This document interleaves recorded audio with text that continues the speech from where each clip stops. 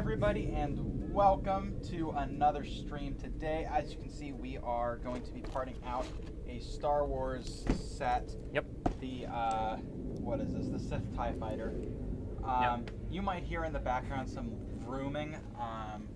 There's currently an aerial war going on above our heads at the moment. No, that didn't. It's something called, I think, the Great Pacific Air Show. I think that's the official name. There's a lot of planes, and they're very loud planes. Yeah, it's like the end right now. And I thought it ended at 4, but it's now 4:04, and I still hear it, so we'll see. Yeah, hopefully they don't come right over the house, because the whole house... Is your mic off? Someone said, Paul, I think your mic is off. My mic is off. Ah. Well, Paul said hello, everybody, and welcome to another stream. Now it's on, I see it. What did I say? Oh yeah, there's a lot of rooming going on. It's quite loud. We're in a war zone. But if the whole house shakes, it's because they're directly over us, and it will be very loud. And I cannot see chat to greet our friends. Sorry, I will pop chat back up in 1 second. All right. So we have a few people here: Funbrick Creations, Just Bricks, Rich is here, Dunder Mifflin Brick Co is here, and 5 others who are currently not, 6 others who are currently not speaking. Let me also make sure we are on live chat, not top chat. It likes to, when we click the go live button, it switches it back to top chat. When, even if we had it set to live chat before. Can you be a little quieter? I don't know if they can hear me. I have to compete. Sorry for all the ruffling. Yeah. So, this is the, like Paul said, that maybe you didn't hear, the Sith TIE Fighter set. 75272, it's in the title and the thumbnail. Scott, hello, welcome. Hello, Dad, welcome. This will add 60 new lots to our store, and I think about 1,000 pieces. We've been really working to try and get the piece count and the lot count up. Unfortunately, I didn't tell you this either. I don't know what happened to the vlog footage from the last 2 weeks. So, is it possible that there wasn't any vlog footage? Well, we recorded stuff. True. So true. I don't actually... I'm not sure what happened there. So I will look for it. On the SD card, there's no footage, so I'll go one of the recovery softwares and see if I can find it. But I was not able to. Oh, you already switched the bags? Perfect. Okay. Yeah. But yeah, I was not. You might hear this jet. It's a little loud. It's really cool. I'm not gonna lie. Like, it's not. I probably look annoyed, but it's actually really cool that they do this here. They just have to do it during our streaming time. I know, so. of course, yeah. Well, that's okay. We could have better prepared. we could have thought more about it. Yes. But we didn't. And we canceled. Did we cancel the stream last week, or was that 2 weeks ago? Maybe it's 2 weeks ago. I think we did the challenge chat last week, actually. So I guess we could have canceled this one, but probably not best to. And I don't know that doing it late isn't necessarily a terrible thing. But today's been a relatively productive day. You have spent the whole day adding pieces, I think. Yes. I cleaned up a decent portion of the garage and like countertop, and continued adding parts. So a good amount has been added, actually, both in lots and piece count. Also, I went through our instructions. I don't know if you can see this, but those are now all properly listed or thrown away. Have they been, are they going to be put into their proper categorical I spots? gotta take out the bin, and I haven't got there yet. So, actually, let's move this over here. Lego Military Mox says, just got back from James Bond. How was it? I know Kyle's going to go see that next weekend, I think. We all should have gone. Just Brick says, I'm adding decorated parts, up to 79 lots so far. That's something we haven't done. We'll do pretty soon, is the decorated piece category. You did some, right? When we did that first initial like 16-pound batch of test stuff? Yeah, when we did the test stuff, it was not fun. Yeah, but I feel like we're gonna have a lot of those pieces together. Yeah. Actually, I know we are. You wanna put those in the middle? These? Yeah, most of the pieces you have. I think we need some big bins here too. Yeah, decorated parts, Wait a something. minute. What? Are we doing the same one? I bet you what we're doing is they're opposite. One's the right wing, one's the left wing, and I bet you those other bags are in the middle. Actually, yeah, these look pretty close to that too. Yeah, I bet you that's what it is. Whatever, that's fine. What is everyone else doing here? Lego Military Mock says it is just past midnight in the UK. Yeah, sorry for the late stream. Had we done this earlier, you wouldn't have been able to hear us at all. I'm Still might not be able to hear us. Actually, can you guys hear the jets in the background? I'd be surprised if you couldn't. But yeah. Rich says, Evan, have you got your iPhone 13 yet? If so, how is it? I probably will not get the iPhone 13. I think we talked about this last time. Currently, I will not get the iPhone 13, I don't think. Trying to save money, so I figure I don't need to spend the tax to get a new iPhone every year. So I'll probably just keep, that one's pretty loud. I will probably, we can hear them, they're pretty loud actually. Okay, yeah, sorry about that. Yeah, the show was supposed to have ended at I thought it ended at 4, so. But apparently not. Are these the same piece?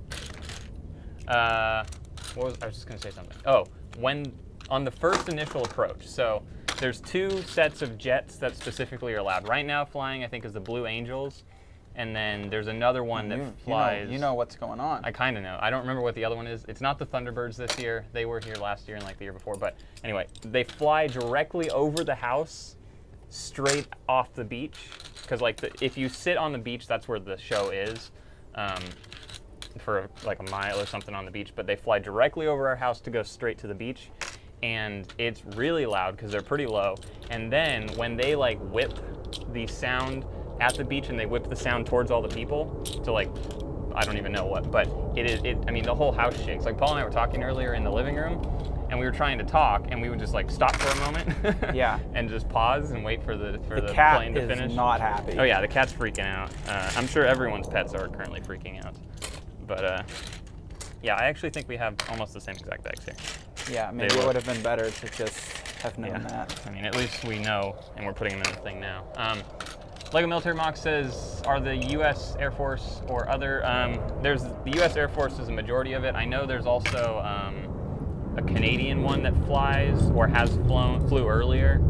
I don't know, I looked at the brief lineup, but I haven't actually looked at the entire thing in detail, but I will probably spend some time and actually watch it tomorrow and see what's going on.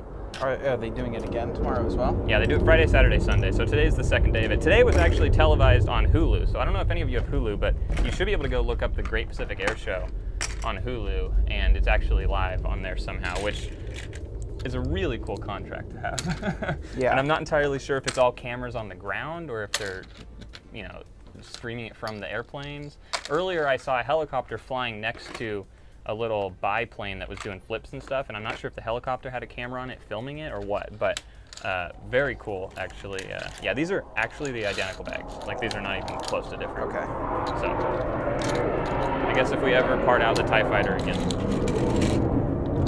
Sorry for the jets. They'll be over soon. Or will they? That's the loudest one so far, I think, since we've been live. But it's nowhere yeah. near. I mean, the whole house shakes. Like, it's pretty awesome. Car alarms go off. It's really cool. What else has people been saying? Thunderman from Brickco says, I'm adding 10 copies of the new Slave 1. I refuse to call it Boba Fett Starship. Right. Didn't they change the name? They changed the name from Slave 1 to Boba Fett Starship, and that's why the price increased so much on the boxes that still say Slave 1. Pretty crazy. Just Brick says, I had to work this morning. Very rarely do I work weekends. Installed some lights in a private school cafeteria. Interesting. That's pretty cool. You want to come fix our kitchen lights? Oh, that... I don't exactly know what happened. Yeah, it ends at 4:30 apparently. 4:30. Okay, I thought it was at 4. At least yesterday. I didn't look it up the time, but are those all the same? Yep. Huh. I only have one angle. Oh, maybe I have the opposite angle then. Yeah, yesterday I thought by 4 o'clock it was over, but maybe I left before 4 o'clock. Oh yeah, I have the opposite angle. What? It's hot in here. And the garage is open. But the door's closed. It's hot outside today as well, though. It is. It's a warm day, hot. so. Funbird Creation says, I have all the advent calendars and will record the videos over the next month or so, then I'll part everything out as used to add more parts to my store. Then I can upload each day in December. It's pretty cool. Nice. It's 10 a.m. in Australia. We had daylight savings start today, so it means to normally start watching at 9 a.m. when you start your 3 p.m. time. Yeah, That is nice, as opposed to 8. You don't have to wake up early now. Just Brick says, my wife and I submitted the last payment for her student loan. That is exciting. She got the loan in 2005. That's over half my life ago. Yeah, I remember in high school, my pre-calculus teacher was so excited, and she came in and we had a little party and everything that she and her husband had finished paying off her husband's student loans. Like, I mean, it was this whole celebration in her classroom, like crazy. Yeah, so that's pretty exciting. That's very nice. What is everyone? I know I asked that, I think, but Front Pretty Creation says Advent calendar is what they're working on. Dunder Mifflin Brick Co. is working on parting stuff out. Everyone's doing Lego stuff for the most part, it looks like. Fantastic. Yeah. What is new with us? Well, we didn't explain the kitchen light switch. Oh, right. So we had finished the back room. If you're a patron, you should have seen that video. Did I post that video? Yes, you did. I did? Okay. Yes, I got a notification. Good. I also responded to Doug's comment. Oh, right. I responded to a comment as well. Yeah, so if you're a patron, you have hopefully seen our pretty much completed house tour now. And unfortunately, when we did, what were we doing? We switched out the light sockets in the back room because they were the old ones, and we switched them. That was one of the last things we did. We wanted a smart switch. New switches to new regular switches in the back room. But while doing that, we said, oh, we're going to switch the kitchen one back to a smart switch. Or not back. I don't remember. Jet flying over, standby. I was going to make a little graphic, but I thought at 4 o'clock we would have been fine. I was going to make a graphic and we could pop it up every time we had to take a break for the planes, but it didn't happen. Closing the garage wouldn't help much either, unfortunately. No. I don't think much of anything would help. No. Okay. Oh. It's gone now. Sorry, really quickly. Yesterday, so I have active noise canceling on my headphones. Yeah. Jet went over. It was painful because, you know, it was makes trying sound. to do it was stuff? trying Yeah. to cancel it. And, like, it was painful in my ears. I had to, like, rip my earphones out. But, yeah, anyway, continue. Yeah, so we tried to put a smart switch in the kitchen, and it didn't work. We wired it up and stuff. And it's the same smart switch we've been, not the specific one, but the same brand and same model of the smart switches we have in the entire house. And we just hadn't put a kitchen one in. I'm not actually sure why, but we never did. And so we wired in the smart switch, and it didn't work. And I was very confused because it was all wired up properly, and I was able to connect the smart switch to the app and everything so that we could turn it on and off. And when you clicked it, you could hear this physical, it's not servo, but maybe it is, whatever that thing is inside that like touches the other piece of metal to start the thing. You could hear it. You can hear it turning on and off when you click it. And so I went up and I looked at all the lights, and the confusing thing is when you hold the little tester up to the light switches, or sorry, to the lights and follow the cable and everything, there's power traveling up the entire cable to the little box that the light is wired into. And then from one light to another. Box, through the wire, the little wire where the LED light physically plugs in, there's power on there. So I don't know if we blew every single light or something somehow. But they didn't even flicker. They never flashed to blow out. We also have we have a couple extra of those lights that we bought like a 12-pack or something. We only used like 10 in the house. And I unplugged the DC cable from one of the lights and plugged in a new one. It didn't work, but there shows power in the thing. So then we wired it back to a normal switch. Still doesn't work. Still doesn't work. So currently we have no light in the kitchen. We have a light over the sink and then light over the stove and stuff, and that's we've been kind of managing. Yeah. Our next step is to connect a regular light. Basically just wire up a dummy downstairs. I thought we were going to do a different transformer. No? Oh yeah, I mean we can try that. Because we have not transformer, but the little box. We have another box that the lights get wired into, and maybe we blew all the boxes, but the thing is, like, still doesn't make any sense. There's power going on. Yeah, exactly. That's why it doesn't make any sense at all. But yeah, it's been a very sad few days in the kitchen because there is no light. Did you not have these? Oh. Okay. Which bag are you doing right now? One? Okay. One. I don't think I have any of those. I mean, I might have a couple. Don't. I was expecting to be finished by the time you finished 2 and 3, those are pretty close. Yes. Actually, we can probably move a few things around, yeah. Yeah. This is a very quick part out, which is kind of nice. Yeah. Just Brick says we're now 100% debt-free, saving up for a down payment now. Nice. That's what I'm probably going to end up doing is yeah, that's what I want to do, I think. Put a down payment on a house? Not right now, obviously, but yeah. Have you checked with an actual meter that we have the right voltage? No, that's what I was trying to get Evan to do. I need to go borrow my dad's, and I haven't gone out and gotten it yet. It is marked as high, whatever that means, but there's enough power going through. There should be plenty of power going through the line. It's not so. I mean, it could be too much. But that's what the box is for on the LED. The reason you have to wire LED lights into a box is because you can't just send 20 amps into an LED light. Yeah, I don't know. I haven't tried to fix it yet, like since that one day, and then I had to go to work, so I just taped over the switch instead of doing it. But yeah, no, we have not yet actually tested a ton of it. Could be a loose neutral. That's what I thought. So when we wired in the regular switch, I was very careful to make sure everything was properly wired back together. And the thing is, with a regular switch, there's no neutral. So all the neutrals in the box are wire nutted together, and I did take it apart when I wired the neutral into the smart switch. And then once I unwired it from the smart switch, because you didn't need a neutral on a standard light switch, I made sure that all the neutrals in that box, which is the one all the lights connect to, were very specifically screwed together. It's very confusing because it worked totally fine until I put in the smart switch, in which case it just stopped working. So really not sure, but we will have a fun But I believe that there had been a smart switch in there at one point. I don't know that when we first started doing the house and we reassigned it somewhere else. Maybe that's possible. I'm really not sure. I don't quite remember. Yeah, I don't know. Very weird though, and very sad. Especially because those are like the brightest lights in the house. Oh, we wanted to put a dimmer in there at one point too. We never. Yeah. The smart switch wasn't a dimmer; it was just an on-off. That's why nothing makes sense.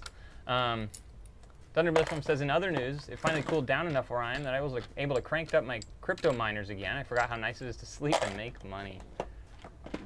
Nice. Oh, so it was too hot that you... Ah, I see. Interesting. Very cool. That is something that just doesn't make sense here with electricity costs and stuff, but... Yeah, no. Yeah. Are you the one who doesn't pay for electricity in your apartment? Because there was someone, I think that's probably you. Unless there was someone else who was here, but they didn't pay for electricity in their apartment, so their landlord would pay, obviously, for it. So it didn't make, it made sense to actually just constantly run the power bill, or run the power meter. I think that was you, but maybe not. But I mean, here during the how much does it cost during the most expensive part of the day? Well, currently we're on a plan. No, I pay for power. Okay. Currently we're on a plan because of an electric car.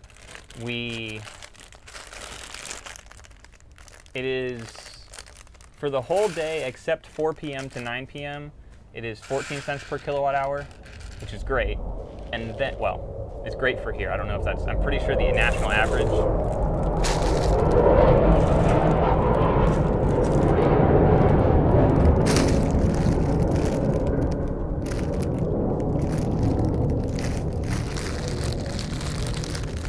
Okay, I'm pretty sure the national average is less than 14 cents per kilowatt hour. I thought it was 12-ish, but maybe I'm wrong on that. And then when it's during the 4 p.m. to 9 p.m., it is, I think, 47 cents per kilowatt hour or something like that, right? Yeah, something crazy high. So we can't do anything during the, we're trying not to do anything, but like my fish tank still has to run, like the pumps need to be on, the heaters, if it's been hot enough here, the heaters haven't turned on in a while. But Bananas tank. Yeah, there's a lot of things in the house that still need to be on. The fridges are still obviously on, but we try to avoid using, light switches or I guess other high-powered things. But we don't run the washing machine or the dishwasher or the dryer during the 4 to 9 p.m., which is kind of inconvenient actually, because that's usually the time when it makes sense to run it. So now it's like we just have to run it in the morning or late at night. But I mean, well, here's the interesting thing. He says that his is 0.06 cent, 0.06 cents per kilowatt hour. Per kilowatt hour, and because he lives right between two dams. Now the interesting thing is there is a power plant directly down the street from us. That's a backup power plant. That's not a main power plant. That's why it's not on most of the time. It's only on, like it's on now because everyone's running. Are they building the new one to be? I don't know if that's backup or not. I'm not sure. There's another one. I had always right next thought to it, that was continually running. No, I was told that's why they're not both on all the time. In fact, sometimes neither of them are on. I don't know. I'm sure my dad and mom know because probably of the whole Poseidon thing. Yeah, I was told that. I think by my AP Environmental Science teacher, because we almost took a field trip to the power plant.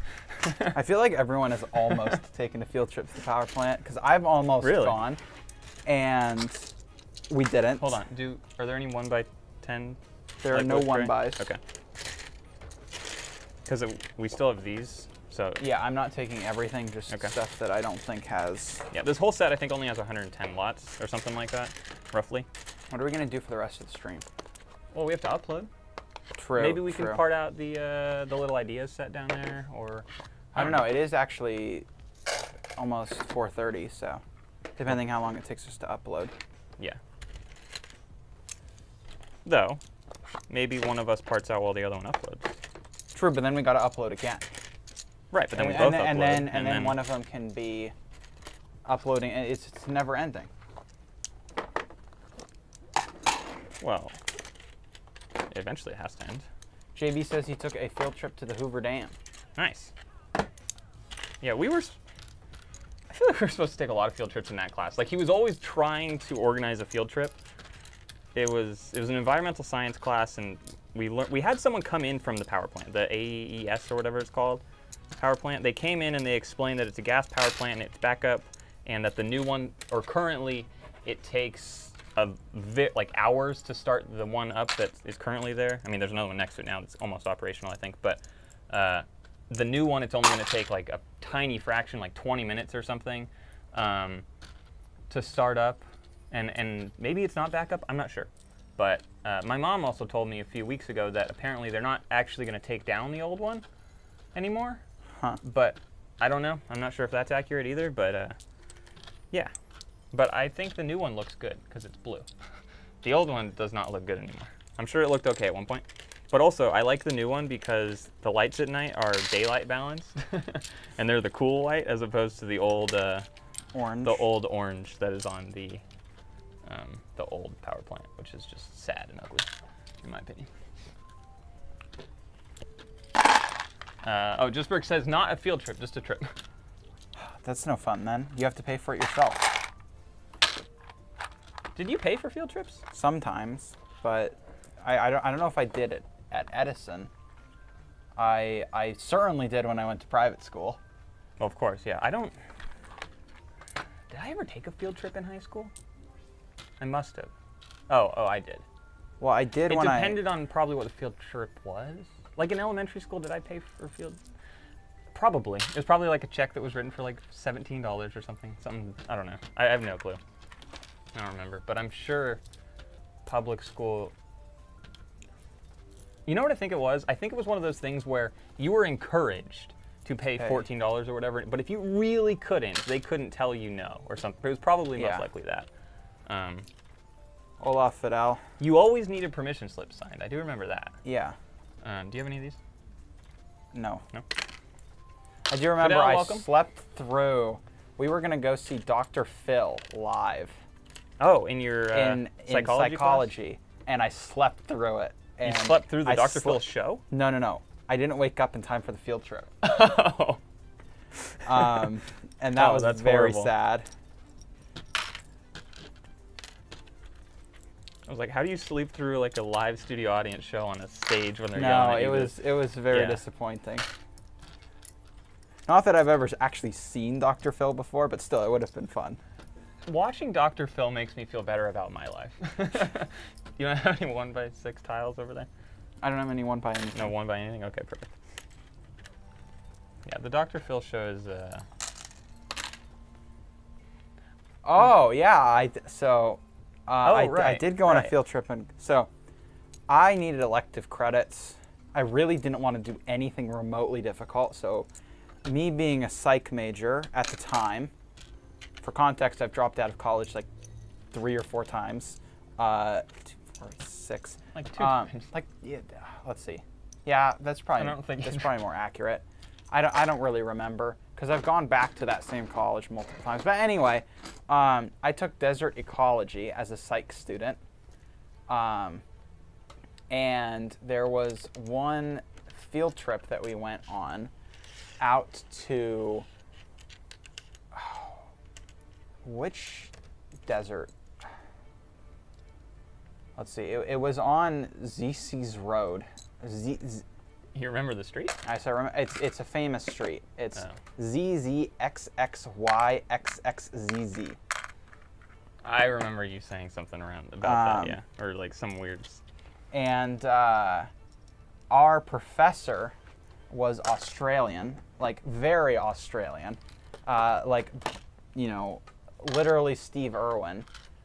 And we were out, and she would just pick up animals, like there was like a rat, and she just would grab that thing as it ran past. That's your last bag? Or is there more down there? No, there's more bags down okay. here. I have 2 small bags as well, if you want to start on those. Because Yeah, I also have first. large bags. Or give me the big bags, because that's mostly the same pieces here.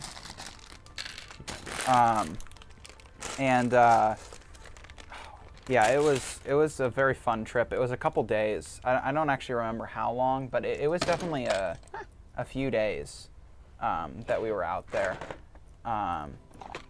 And we caught kangaroo rats and lizards. Did you eat them? No, we did not. We let them go, unfortunately. I'm sure they would have been quite tasty, though. Kangaroo rats? Yeah, I didn't even know that a kangaroo rat was a thing until then. I was very out of my depth being in a desert ecology class. Did the other people in the class, were they like yes, interested in it? There were 9 people in the whole class. Okay. And you took that class because it was like only the field trip or something, right? Or like what? It was just you needed. It was like an 8-week class. I needed Oh, a elective short class. credits, and it was gonna be fun. Yeah, it was probably the Mojave, but there's another desert. The Mojave's kind of like split into 2 sections. But anyway, we went out there, and we also did like some rock hunting.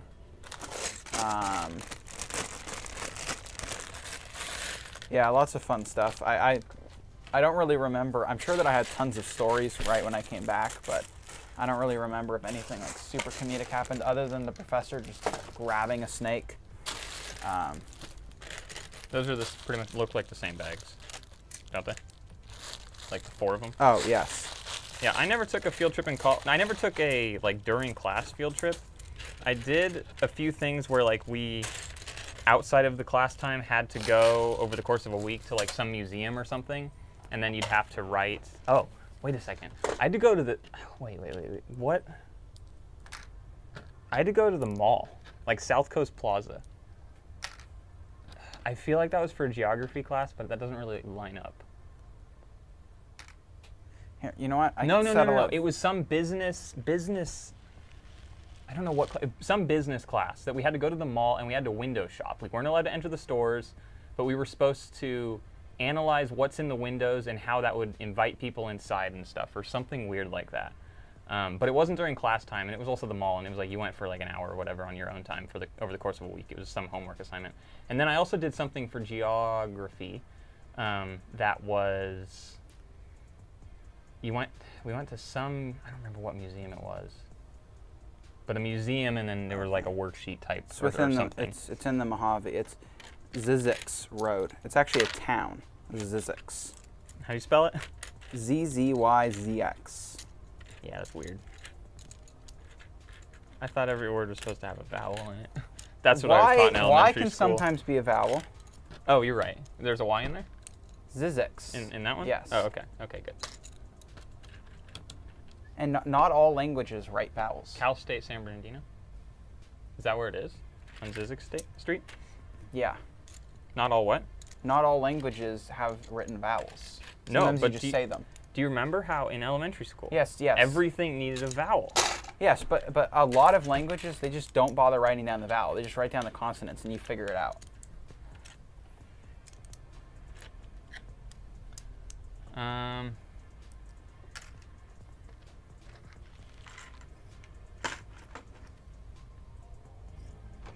Fidel says our robotics team went to Tucson. It was like a 12-hour trip. The border crossing where we crossed wasn't giving permission, so we had to go to another one. No way. Oh, that's crazy. Terrible. It was like with a school? Oh yeah, Yeah, a robotics team went to Tucson. Did you have like a robotics competition or something?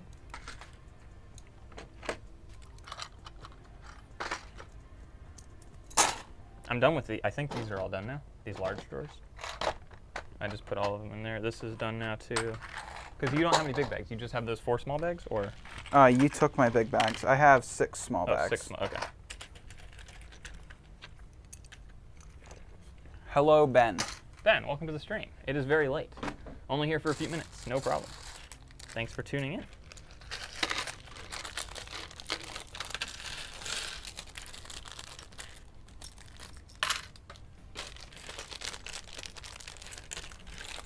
Oh, we got some shooters here.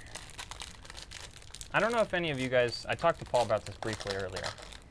I also don't catalog for reference, so that kind of doesn't, that probably makes the reason why it's amazing to me or whatever. I talked to you briefly about how Chris, he's been doing those cataloging live stream things, and I'll watch a few of them. I almost never chat. Mostly because if I chat, then people talk to me, and then I feel bad. That is kind of the purpose of chatting. No, but then I feel bad if I leave. So I almost never say hi, but I might be there. Anyway, so I've been sort of watching a few of his here and there. I'll just put it on in the background while I'm doing whatever. And the way he catalogs is very smart, how he uses all the search terms. And I'm curious if a lot of other people who catalog are using those search terms like pat for pattern or minus pat to eliminate everything that's no pattern, and then doing the color lock. Like, I have had lots of difficulties using the search signs. Sometimes quotations don't actually make something absolute. Well, he was doing it this morning, I think this morning, and I was watching him, and it was weird because he put it in some order, and stuff showed up, but then he changed the order, and different things showed up. Even though he was using minus pat and in quotations 2x2 or whatever it was, and then minus round to eliminate all the things that were round. Like, he was doing a lot of that stuff, but it totally depended on what order you put it in. But it never told you that there was an error if you put it in a weird order. It just gave you less results. And then when you changed it around, so I don't know. I've been briefly watching some of his things, and I've learned a lot. Not that I've actually used it, because Paul does most of the cataloging, but I lied to you. There's one more of these. Why is there only one? Because I counted. I haven't been counting. Sorry. Oh. What was I just saying? I don't know. You're talking about Chris's cataloging. Yeah, I was saying a specific and how you don't point, do any work. Yeah, exactly. Pretty much what I said.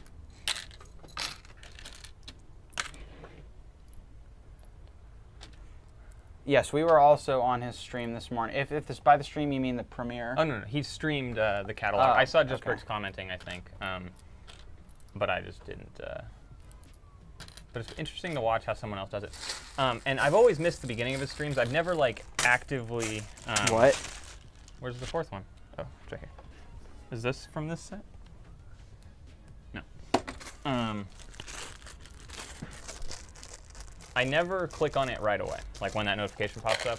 Or actually, I don't think I get notifications, but rarely do I actually click on it right when it starts. So I don't know if he says why he has a pile of random parts, but they're very random parts, and there's very few quantity. It's probably the stuff that he gets from, it's probably the stuff from the misc/wrong part drawer. Maybe, yeah. From catalogers. I'm not entirely sure, but like there's usually quantity 1, and like occasionally it'll be minifig legs, but then sometimes there's dishes. Like this morning there were dishes and minifig legs and like some other like a Technic lift arm thing or a steering arm or whatever it was called. Like, I don't know, it's just random stuff, and to me that was confusing because I thought that the point of what his thing was very high efficiency, where you're going to catalog a bulk amount of the same pieces, but but I don't know.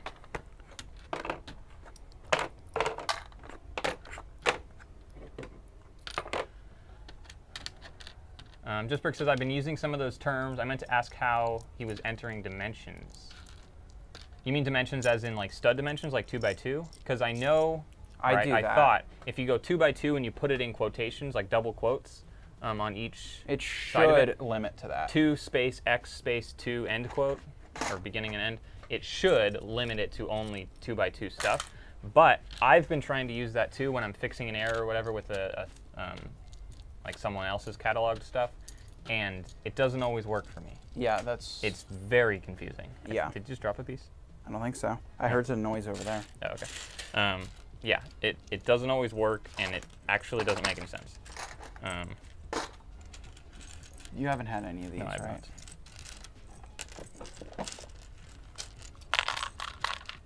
We've also begun a mixed version of, David West is not here, but Just Bricks, I think, does the same thing, maybe not. We've started to not completely pour a ton of lots in one drawer, but for used pieces where we have a low volume of like a couple pieces that are similar or even different in different colors and stuff, we'll put them in the same drawer and mix them up, and we'll put I don't know, 4 or 5 lots, you'd say, maybe, in half of a drawer and mix them together. But we have not completely gone that direction where we just put random lots in random drawers, and we are still consolidating into the drawers on the wall and stuff, and it's probably taking more time than it maybe needs to, but I think for now, based off of our plans of what we want to do with the inventory in the future, yeah, I think it'd be a lot more work in the future to have to go backwards or switch around what we're going to do or something. So we currently are trying to go with that. yeah. Fernbrick says, when I catalog, I look for the colored first, and then through the different categories. Then if I can't find it, I'll attempt to search different terms. Yeah, for me, I've cataloged some basic parts like bricks and plates, like standard stuff, and I will do the same thing. I'll go to the category first, and then I'll click brick, and then I will use the search terms, and I'll just go 2 by 2, but I won't do anything special. T, welcome to the stream. How are you today? But yeah, when I catalog, I'll just go and I'll type in like a 2 by 2 in the brick category, and then I have all my bricks in front of me, 2 by 2s or whatever, and then I just change the colors for them. So I guess similar to what you do. I have not done a ton of parts that are fancy though. Paul's done all the Technic and all that kind of stuff that has actual like differences to them, like with all the mold variations and stuff. I honestly, unless I'm comparing to a picture, probably couldn't tell you what an O clip is versus a U clip versus whatever. The other day, our cataloger actually mixed them all together, and I was about to upload, and I noticed something wasn't right because there were a couple that looked a little different. Clips are straight. I mean, it kind of makes sense, and I'm sure it could be figured out, but I just gave it to Paul, and he sorted it because I wasn't entirely sure. 1 by 3 plates? No? No.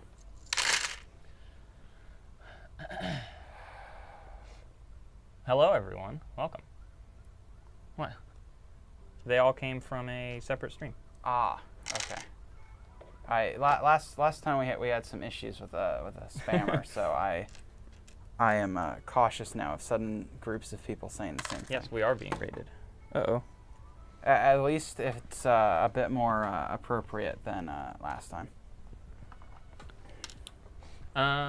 Let's see what else. Just bricks.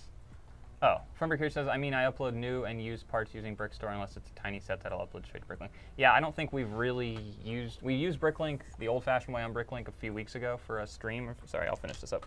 Yeah. Do you have 1 by 2 plates? I feel like you should. I feel like I should as well.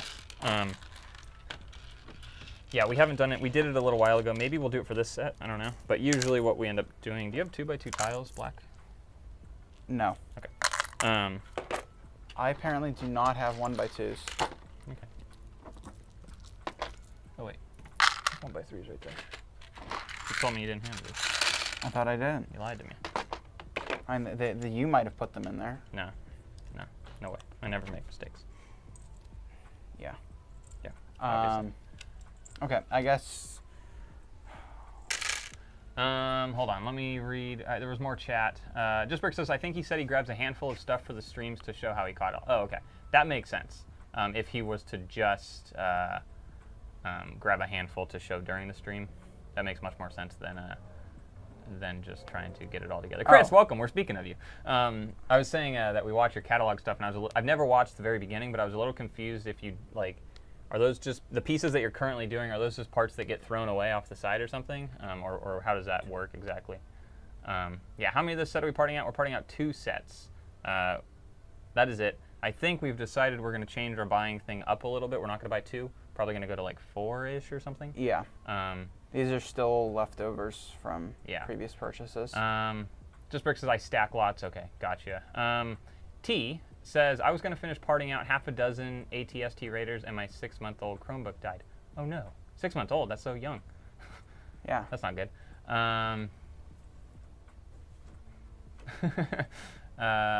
Just finished the stream. How are you guys? I think we're doing well. Thunder from Brickco. Last stream was kind of funny. I guess so. Yeah, but we don't want to encourage that behavior. Yeah. So. Chris, I think we said hello. How many of the sets? Just a couple. Fidel, so far I've encouraged some people to open their own BrickLink store. 3 new stores so far. That's pretty cool. Awesome. All in Mexico? Because I know you, I mean, not that they're necessarily you're giving up like, your, you're giving up monopoly your there. area there. Because you said there were like only a few stores in Mexico that were doing it. Oh, okay. Chris says, when going over used parts, I pocket things I like. Okay, gotcha. So as you're sorting through stuff, you find the things that you like, and then you, I gotcha. The things that you might have fun with or might be Productions, easier. And thank you for bringing some friends over. Yeah. We are at 31 viewers right now, which is terrific. We are doing fantastic. How are you? We are almost done here. Now, for those of you who are just getting here, or for who weren't here right at the beginning of the stream, you haven't had these, right? I don't think so, but okay. I've been wrong before. Yeah, that's good. Okay, we are done partying. I was trying to, what was I trying to say? Those look, of you who have Amazon Warehouse Inspected. I would totally recommend Amazon Warehouse. The used stuff from Amazon, it's fantastic. No sponsorship, but hey, we can get an affiliate link. Funbreak Chris says, I wonder if 31 is near a record. It is not. On average, a few months ago, I would say we were doing between 40 to 50 at certain times. When we uploaded regularly. When we were uploading regularly enough and had more of an active viewership. But we've currently been a little bit slower. Oh yeah, I was going along the lines.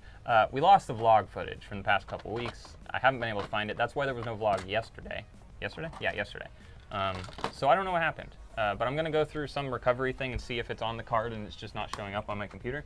But I don't know why it wouldn't show up. So yeah, that's why there hasn't been a vlog last week, or yesterday. And I was going somewhere else with that. I had another point. Oh, in that vlog you would have learned that we did not hit our 12,000 lot, 300,000 piece goal. Yeah. We are almost at 10,000 lots and we are almost at 240,000 pieces. So we are like 60,000 parts off and 2,000 lots away. So I don't know what our next goal will be. I mean, we might as well. We might as well keep that goal. We just have to figure out where we're going to move the date to.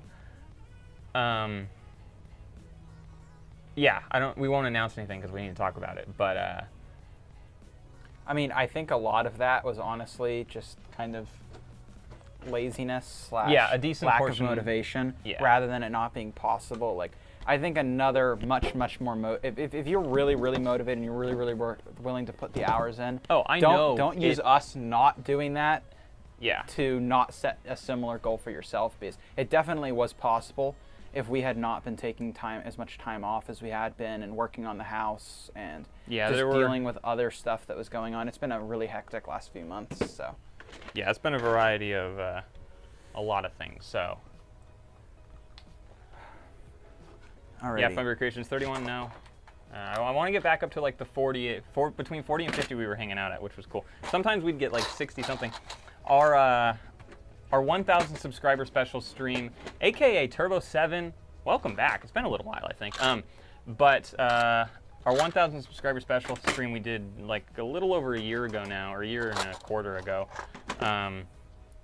That had over 100 viewers at points. So that was very fun, and I think. Don't say it.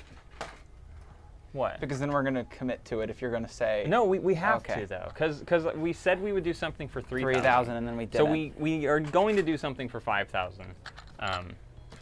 But yeah, we'll see what that ends up being. Streams were fun. It's a lot of work to set up and stuff. So I don't know if we'll do something more recorded. But I think also Kyle the live back here for something. Kyle will too. come back. Yeah. I mean, we need to do another Patreon video like that too. He wants to do another one. So yeah. I don't know exactly. We also got to shoot some more part-out parties and. Yeah, we have a set down there. I mean, we parted out the set and then we got like 14 more of them, so it's not like we're really not doing anything. David West, we were also just talking about you. How are you? But yeah, we have like 14 of that set, so that'll be one that we'll do. No. Okay. Should we do the old-fashioned BrickLink way, or should we brick store? Do it intelligently. Let's do the old-fashioned. The old-fashioned way? Yeah, I'm feeling nostalgic. Let me. I will take things back. We can't do that at the same time, though. What do you mean? Because I can't insert remarks at the same time that we. How did we do it before? We used to find all the pieces, scan the drawers on that page, and then after we get through that page, we could then it'd go to the next page where we then could consolidate in the inventory. With Brick Store, if it's on the same sheet. I don't think we'll have enough time to part out a whole nother set, so why don't we go with the longer option, so that way we can have some more time. Okay, that would be doing BrickLink. I know we can part out that little idea set, for sure. Okay. Okay. We'll go with BrickLink, though. We'll see where we're at after the BrickLink method. It's not the most efficient, but it's easier for us right now because we also don't, we need to see chat and stuff still, so. Yeah. Okay, let me go set it up over there where I can see better. If you want to read chat, because there's a lot more. Fidel says, told a friend about my store and he invested 400 USD. That is fantastic. Wow, nice. I also sent someone a Navigating BrickLink playlist. Terrific. It's glad to see that that's being shared around.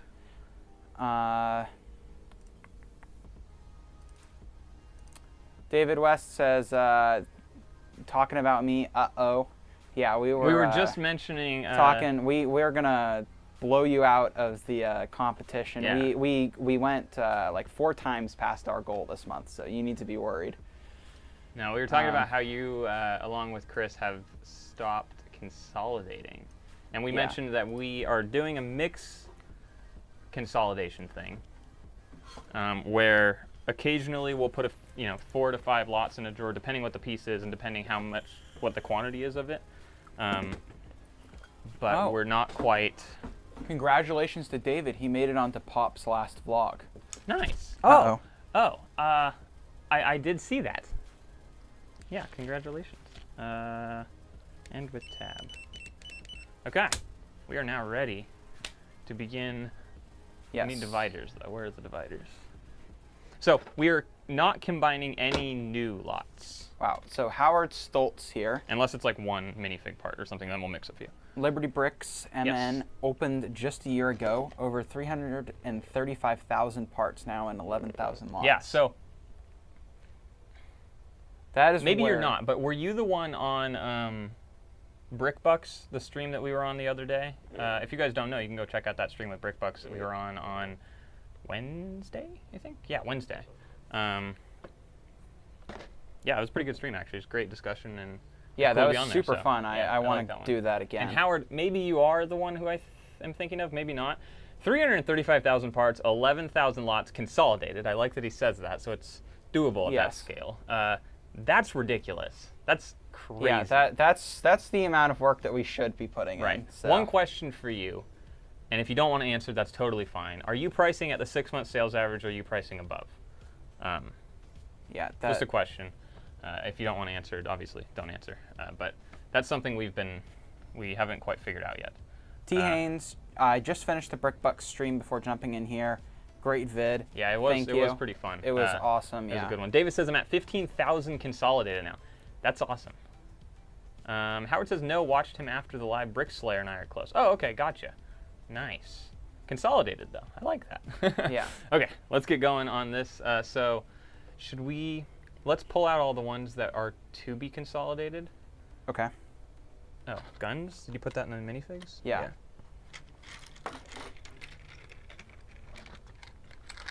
Just wondering, is the music level okay in the background, or can you not hear it at all? It sucks, and I've been meaning to for literally months. I've been meaning to. Oh, AK Turbo. He has a $1 million question. I forgot to. Yeah. How's the music though? We can't listen to it, unfortunately. Okay, sorry. AKA Turbo, when parting out sets, what method do you use to find repeated parts on the table? Do you sort by color, or function, or stack cups? When parting out larger sets, what method do you use to find repeated parts? We just look, and then at the end, when we go put it on the wall and we realize it says there's 6 and there's clearly only 2 in here, we then look for the second drawer. Yeah. That's kind of just. I mean, that said, we don't usually do this method too much anymore. It's mostly for videos. Yeah, Although we might have to switch back to this a little bit when we go back to buying more of sets, because this is kind of almost more efficient. But when we do it on brick... Can you scroll down? Scroll down? Yeah, we're putting away all the consolidated first, yeah, right? I first need to... No. We just need to pull it out. Oh, okay. And it doesn't tell us where it goes till the next page. That's why this is so inefficient. Have you pulled out those, though? Yes. 1x3s, 1x8s? Yes.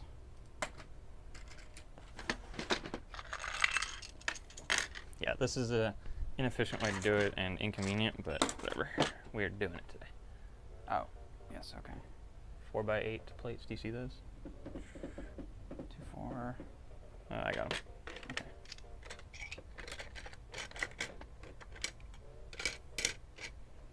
David West says, I just had the fastest turnaround on a part ever. Goodwill lot arrived at 11 a.m., parted out a torso from it at 2 p.m. The arms sold by 7. Nice. That is fantastic. That's pretty good, yeah. Okay, where am I going to put drawers that are done? Maybe we're doing this not right. Yeah, that's why I was saying we just go down and pull all these out. No, but if you want to, I guess. We've never done that way, but sure, that's fine. Yeah. Well, I mean, that way they're just gone. I guess so. I mean, unless, I don't know, what did you want to do? Well, we can keep scanning as we're doing both of it. But that's fine. Go ahead and pull them out. Wait, so you want me to put these over here, and then we just scan and leave the consolidated like we used to? It's like we've never done this. No, we actually haven't done it like this. We've never put the ones these are. Okay, I'm gonna put these back on the table. We're just gonna return to how things used to be. Done. I'm confused. Those are done. Those have been scanned, so they're ready to be put on the cart, and they're almost ready to go away. These will be consolidated later. So now, whatever piece is coming up that is not in the inventory, find it. The Brick Room, welcome to the stream. It's funny because we made the tutorial videos on this, and that's actually, I think, our most viewed video is how to part out Lego sets. It's also like our oldest video. It's also, yeah, it's one of the oldest as well, so it's not the highest quality. Nope, it's still got half a drawer open. Come on, Paul, you know how to do this. No, I really don't. I know. All right, 1x4 black tiles. Okay, and now, there we go. Okay, Howard, 6-month sales plus premium for rare parts, popular colors. Gotcha. Just Brick says, hadn't noticed it. I don't know what that is. Dunder Mifflin can barely hear the music. Sounds better now, says Fun Brick, with no noises in the sky. Yes. Fastest turnaround. I'm saving for the late October clearances. Cyber Monday and Black Friday. I have around $1,300 US saved up, so I'll be busy at the end of the year uploading parts. Very fantastic. Nice. We have been spending a lot of money. We'll say that. 1x4 or 2x2? 2x4? Yes. Interesting.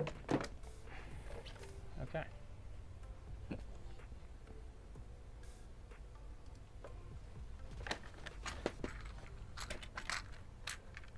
That's these.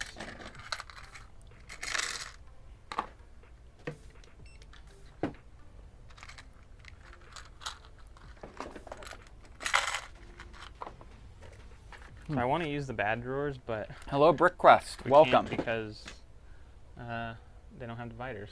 Yep, that's. Oh, sheesh! What did I just do? There we go. We do not have 5,299 of those. We have 12. That would not be good. Drawer. Yes. Sorry. Okay. Does this need a big drawer? Maybe. Yeah, probably. Okay. That's ready. And we've made it through the black pieces. There you go. Okay. Blue. It looks like dark azure on there, doesn't it? That does not look like blue, yeah. Yeah, for sure. 25 people. Our viewership goes down when we don't know what we're doing and when we're uploading parts. Well, our viewership is always the best when we're just sitting here eating wings, so. No, I don't think that's true. It was like the first time or two, but it I think people now understand that we just do that when we don't want to do anything else. Yeah. You want to organize these nicely? Yeah. Nice-ish.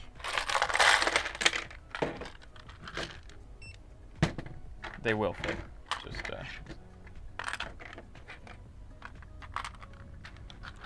Crack Craig asks a great question. How much do you guys pay for these? I don't know.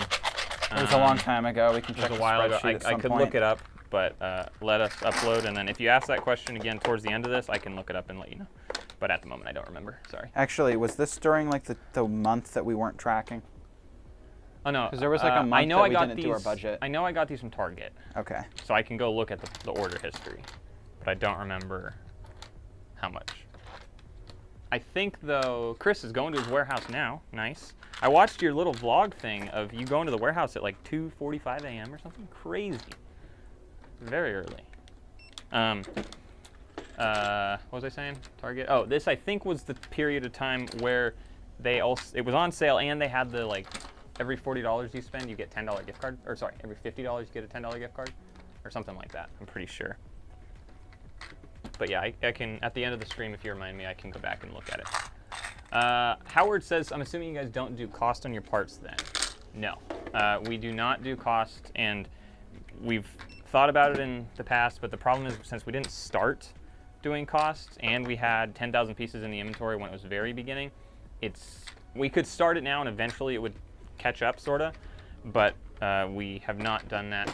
We kind of more just go on a month-to-month basis with, which I know isn't the best way to do it, but with how much we pay or spent 1 month and how much we made that month and all that kind of stuff. And at the moment we're not negative, so, well, actually, last month we spent a lot of money, but I think it's expected, obviously, to at certain months just not do well.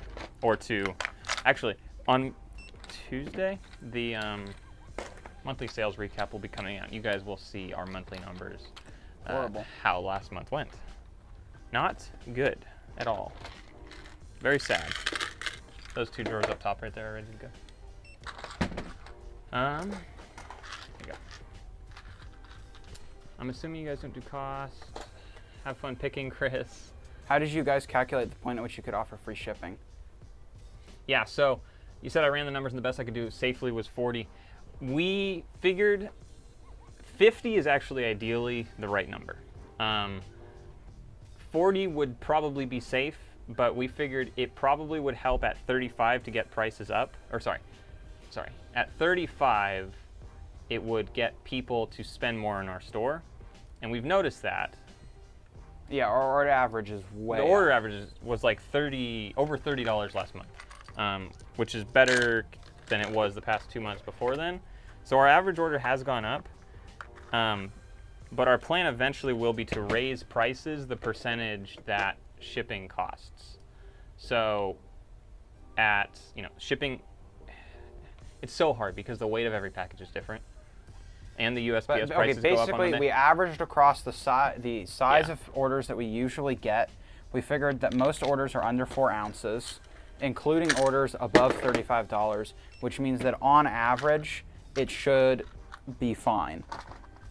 Then, after we've started getting a lot more business due to the free shipping, Hopefully. we're gonna increase the cost of our parts to offset that. So it's kind of like taking a loss temporary. Well, not a loss, making less for temporary, and then later we're gonna boost it. In addition to that, we upped our standard, like our shipping price. Yeah. So you can no longer come to our store and get shipping for $4 or $3.98 or whatever Star does. Our cheapest shipping is $4.95. So for those who only buy something worth $5 and it's less than 4 ounces, we're actually making a little bit more on that additional shipping charge. Not a ton, but that will over time also help to kind of offset a little bit of the free shipping that we pay as well. Very rarely do we get an order that costs more than $5 to ship. That would be like less than $35. So in theory, we're making money. Obviously there's fees and stuff, but quote unquote making money with that. Did you do those? Okay.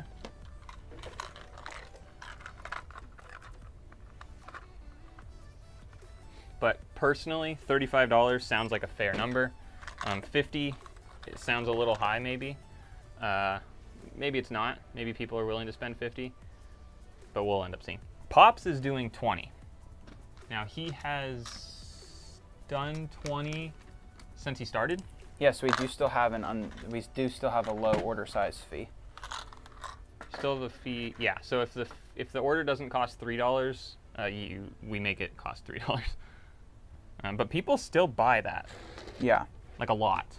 Not a lot, but like a few times a week. Someone will spend 45 cents or whatever and pay the fee to make it, to bring it up. And then they get charged the now $5 in shipping, which to me doesn't really make sense, but I don't think it's worth our time. 18, To so there should be more order less to pack than an order $3. less than like a couple bucks. There's more of these. Just find them and put them in there. Of The 1x2s? 1x2s, yeah. Yeah.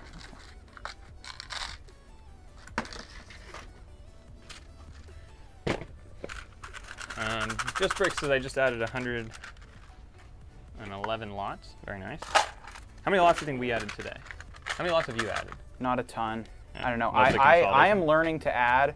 I have really never added, like, we were still uploading using BrickLink when I switched to doing consolidation. When I switched to doing cataloging. So I am now adding, because we have had a recent influx of cataloged parts. So I added this week, and I have been learning how to do it and coming up with a strategy and stuff. Put that in there. So I have been very slow at it, but I'm getting faster. What I've started doing is any pieces that are going to be consolidated, I put into a second BSX, and I put them in their own bags, and I set them aside. And so at some point, I will just have a massive to be consolidated BSX, which I'll probably take care of at the end of a week or something. You haven't done that yet? What? You haven't done that yet? I haven't gone through and done all of the consolidation, no, but I only just started the BSX. That's why the quantity hasn't gone up, because you've only been adding the new. Correct. I see. But I would say most of the stuff in that BSX was actually new. So. Oh, cool. Yeah. But, yeah, probably or at least once the BSX gets to a certain size where I can just basically start at one end of the aisle and just work through and it be efficient to do that way, I'm just going to do a big consolidation and that will be fine. And obviously some of those parts will get bought out during that time, so I'm going to have to resync before I do that, but it shouldn't be, you know, a ton of them. Right. But I mean, it shouldn't be a massive amount of them, so I expect it'll still be more efficient, but we'll test it. I'll time it. That's what we're doing, David, is uploading that stuff we pay to have cataloged right now. Yeah, that's why I'm not That's why cataloging. Paul is not cataloging at the moment, just so we can get all that back in. Yeah, Funbricker says, I wish I started my cost field when I first opened my store. Does the my cost work total parts divided by the total cost? Yeah, you could do that if you want. It's not necessarily accurate, though, because obviously a minifig is very different. Plus, at this point, you'd have to figure out how much you spent on everything in the entirety of time, and then find the average, and then subtract what you don't have in your store anymore. That would be the most accurate way to get it, but it's still not going to be accurate because minifigs are going to cost different because they technically have like 4 or 5 pieces. So in theory, in a set, you can do this too, if you want, since I'm talking. In theory, you could have a minifig. If the whole set, every piece costs 1 cent, the minifig's made of 4 or 5 pieces, so that's a 5-cent piece or whatever it is. So that's, I can do it too. I don't know where it is. I was just trying to talk for a moment. Yeah. I'll do 15,000 consolidated lots after today. Nice. Yeah, that's just crazy.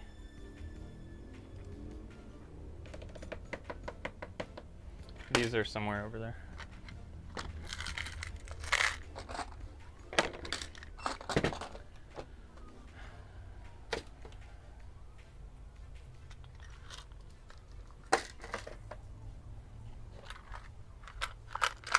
Backed up by weeks, says David. Just did it all yesterday. It sucks, but it's better to get it done right away. Yeah, that's kind of why my job has been to add, because for the most part, I can keep up with Paul cataloging and a cataloger cataloging.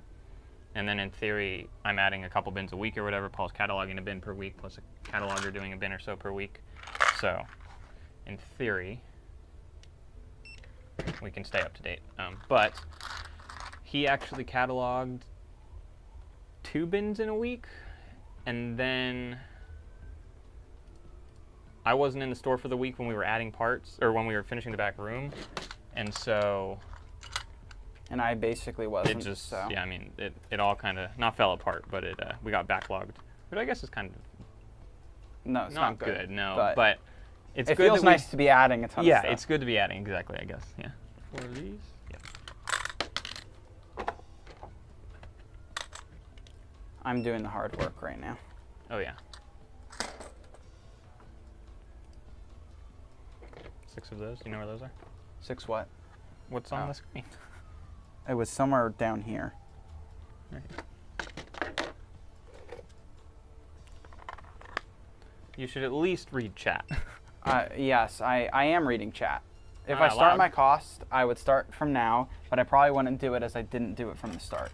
Yeah, I don't know. I think that we should track our costs, but Evan and I have had this discussion many times, so.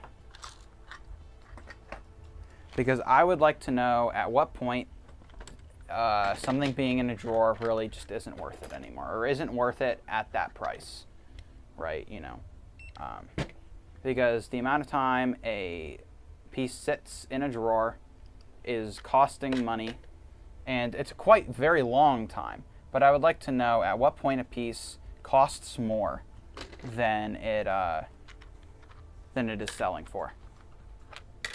And that is obviously a waste of a drawer. And if you're full, which we're not full yet, so it doesn't matter, but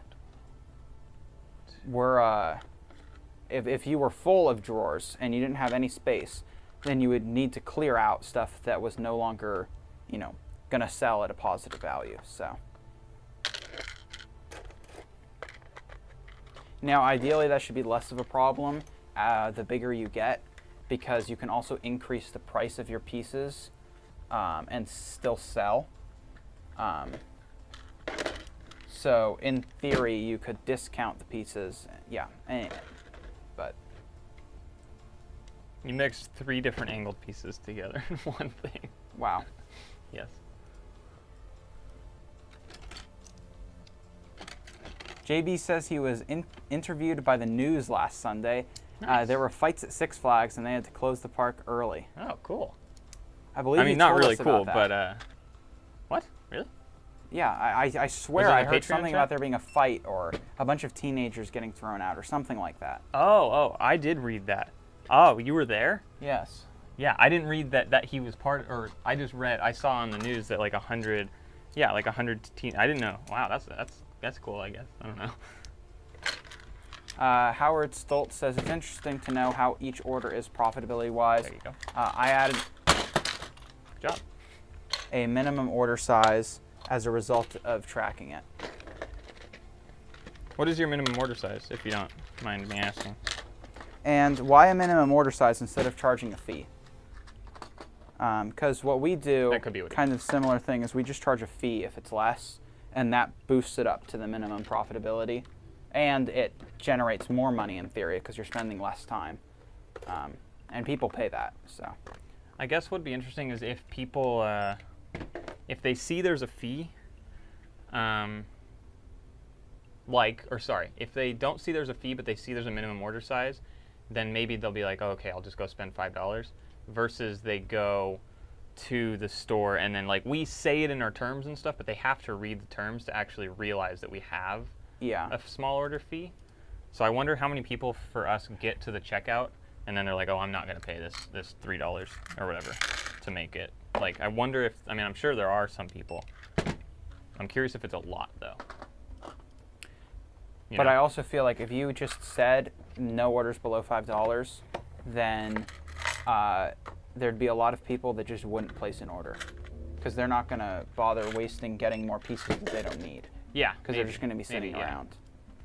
And that is what, I feel like these can fit. Yeah, these, you want to stack Yeah. those in those drawers. What was I? Yeah. I'd linked to the interview, but it got downgraded to a soundbite due to breaking news. Oh, that's terrible. Wasn't that breaking news, or was the story after, or whatever? David says, I've had a minimum of $5 forever. Howard says just $1. I guess it's more. Just $1. I guess it's more a few. My bad. It's interesting to know. Sorry, I'm a little confused on what your message says. Just $1. I guess it's a few more. My bad. I don't know. I don't know. Sorry. I don't know exactly what you're trying to say there. I probably just can't read, or I'm reading it like with the wrong. It's hot in here. I can't fix that, Paul. We can open the door. I don't think that's going to do much. But then it'll be so But blown out in the background. then It's going to be so bright back there. See, if it's open right now, but there's no second airflow, there's no air moving in or out through that crack. If there's not two There is things air open, moving out through the top, though. Because the fan's on. It kind of struggles to, it has to get sucked through that little hole over And there. I promise if you go stand by that hole that you can probably feel airflow. I mean, I can't reach it, but I'm sure there is air flowing through there. You know, I bet you it's over 80 in here. Yes, I bet you it is. But the garage is open today, so you can't complain. Oh, I can complain. Fidel says my minimum order is $250 US. Just Brick says I'm much more likely to place an order with a store that has no minimum order. Oh, okay, gotcha. Howard says it's a fee. Gotcha, okay. Yeah, so Howard does do the fee, no minimum order.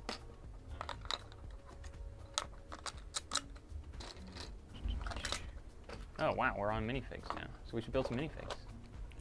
Oh boy. Cool. A lot of empty drawers now. Yeah, so we do the fee thing too. That's something we started pretty early on, I think, actually, right? Probably right from the beginning when we moved in here.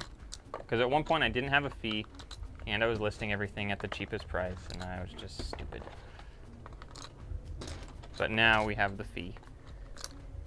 And yeah, I'm actually curious if we are, or if we do get buyers that get annoyed at the end because they're like, what is this, $3? Yeah, but I want to know, are there more buyers that get annoyed I know. because Yeah, of that than buyers who would get annoyed by a minimum order size? Well, there's a lot of people who just wouldn't click on the store. So, yeah, I'm not sure. Zach, welcome to the stream. How are you? Fidel says, I track the cost of my inventory in Excel, then divide by the value of my inventory. BrickLink says, by my own inventory value, the result is a general part out value currently at 3.29 times. It's pretty good. Thunder Mifflin says, I have no minimum order and no fee. I get a lot of the really, you just needed that part orders at first, but not a lot anymore. Okay. Gotcha. I think for those people who just need one part, it's actually, I don't know how they find your store. Unless obviously you're one of like a couple people that have that part. But when they just want one standard 1x1 plate with a clip on the side or something, and there's been some of those where it's like a normal piece, I don't exactly know. You want me to click on this guy? No, bottom one. Oh, sorry. I want to know if he has a colored head or not. I don't exactly know why or how they find our store when it's like they only got one little piece, because it just doesn't make sense, because we don't have the cheapest prices. You know, we're at the 6-month sales average. We were on page like, we were like the I mean, it's possible results. that we are, oh no, never mind. What? Never mind. Oh, I was going to say the wanted list picks us, and they actually have multiple pieces on their wanted list. Maybe, and then they only buy the one. It's possible, I guess. I'm not entirely sure. It's pretty weird. Firmbear Christian says, I don't have a fee or a minimum order, and I have a few sales that are only 1 or 2 parts. Just Brick says, I have people who don't read, place an order for $1.99 and then pay the $2 fee for it. I don't get it. Exactly. Dunner Mifflin says, I think for the one-piece orders, hang on, prematurely at send. Okay. Howard says, but is that order really profitable? I get the brand recognition, but that only gets you so far. Yeah, with the ones that are no fee, no minimum, if you think about it, and let's just say your PayPal fee is 25 cents, if you do the microtransaction and stuff, I don't know, whatever it's going to end up being, you're paying the percentage of the shipping and stuff that you charge them. So it's like at that point, if you're, depending what your shipping price is and stuff. There's just one of these floating around. What? I don't think that came out of bag. It was in this drawer. You want to scan this drawer and make sure that it didn't get up there by accident? Maybe it's supposed to. Maybe we're supposed to have this in a drawer. It looks pretty new. Yeah. Yeah, I'll set it aside. We will find out if this. We might have just gotten like the side satchel thing in. I mean, I doubt we got an extra one that doesn't belong in here, but maybe. Yeah. Let's. Are they very similar, guys? Or are they clearly different? They're clearly different. Okay, let's just put them all in the same drawer. I don't know what I was saying. Oh, yeah, those tiny orders, if the PayPal fee costs more than the piece is worth, like, and the You're shipping, losing money. it doesn't make sense to, at least to me, to, hope we scanned everything. I'm just going to click verify and see what happens. It doesn't make sense to have, like, you have to spend the time to pack that order, and you already spent the time to put that piece in that drawer. Like, I feel like at that point you're definitely losing, and I think that's what Howard was saying. Is that order really profitable? Yeah, I don't think so. Okay. Fidel says other stores have. Now you can do the consolidation part. Here's the mouse. Yeah, Fidel says other stores have been somewhere between 5 to 10 You're US gonna dollar find. minimum I'm buy. gonna put away. Okay. I can't talk then. Oh. That's where this gets hard. Yeah. The normal strategy doesn't work. Never mind Right. then. I guess I'll just put away. Okay. I will sit down then. Fidel says other stores have minimum between 5 to 10 US dollars, but there's really no other option other than buying from a US store. Good evening, Jim. How are you? Yeah, Howard also says plus your time, supplies, etc. Exactly. Our shipping boxes / envelopes or whatever, it varies depending on what we use, but we'll say costs 20 cents for the label and the envelope and our little business card. I think that's all that goes out with an order. Oh, the little bags. The bags cost half a cent or whatever. So if we put their piece in a bag, that's half a cent plus the business card. I don't actually know. Those, hold on. Let me do some quick math right now. I think those are like 6 cents each.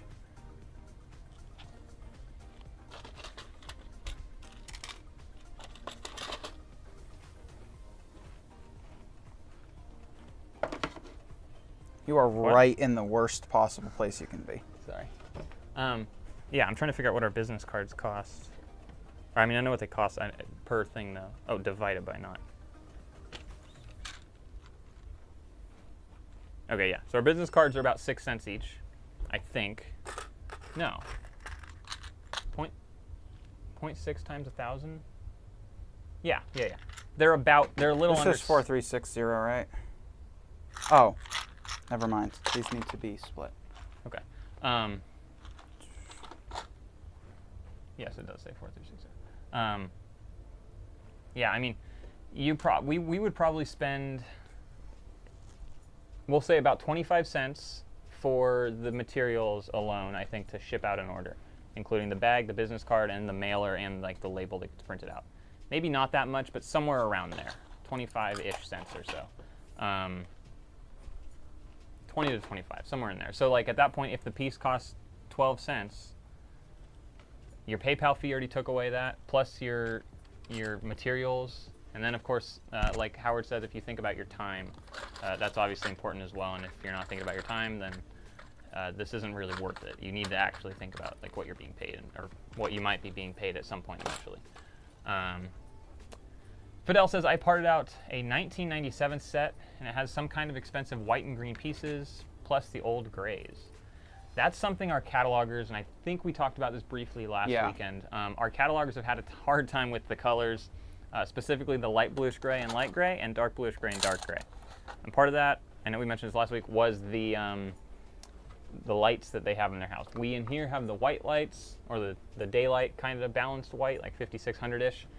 Versus what they have at home is the incandescent orangish 3200 balance bulbs. So it's actually much harder, much harder to see the differences in the colors there. So a lot of our stuff or a lot of what they give us just comes back in one bag, and then we end up, when we're adding it, just sorting it out. So we might get a little desk lamp or something that's a better color. But yeah, the old grays, I like the old gray actually. It's cool. It's a little less friendly, in my opinion. But I like that about it, depending, of course, what gray you're doing.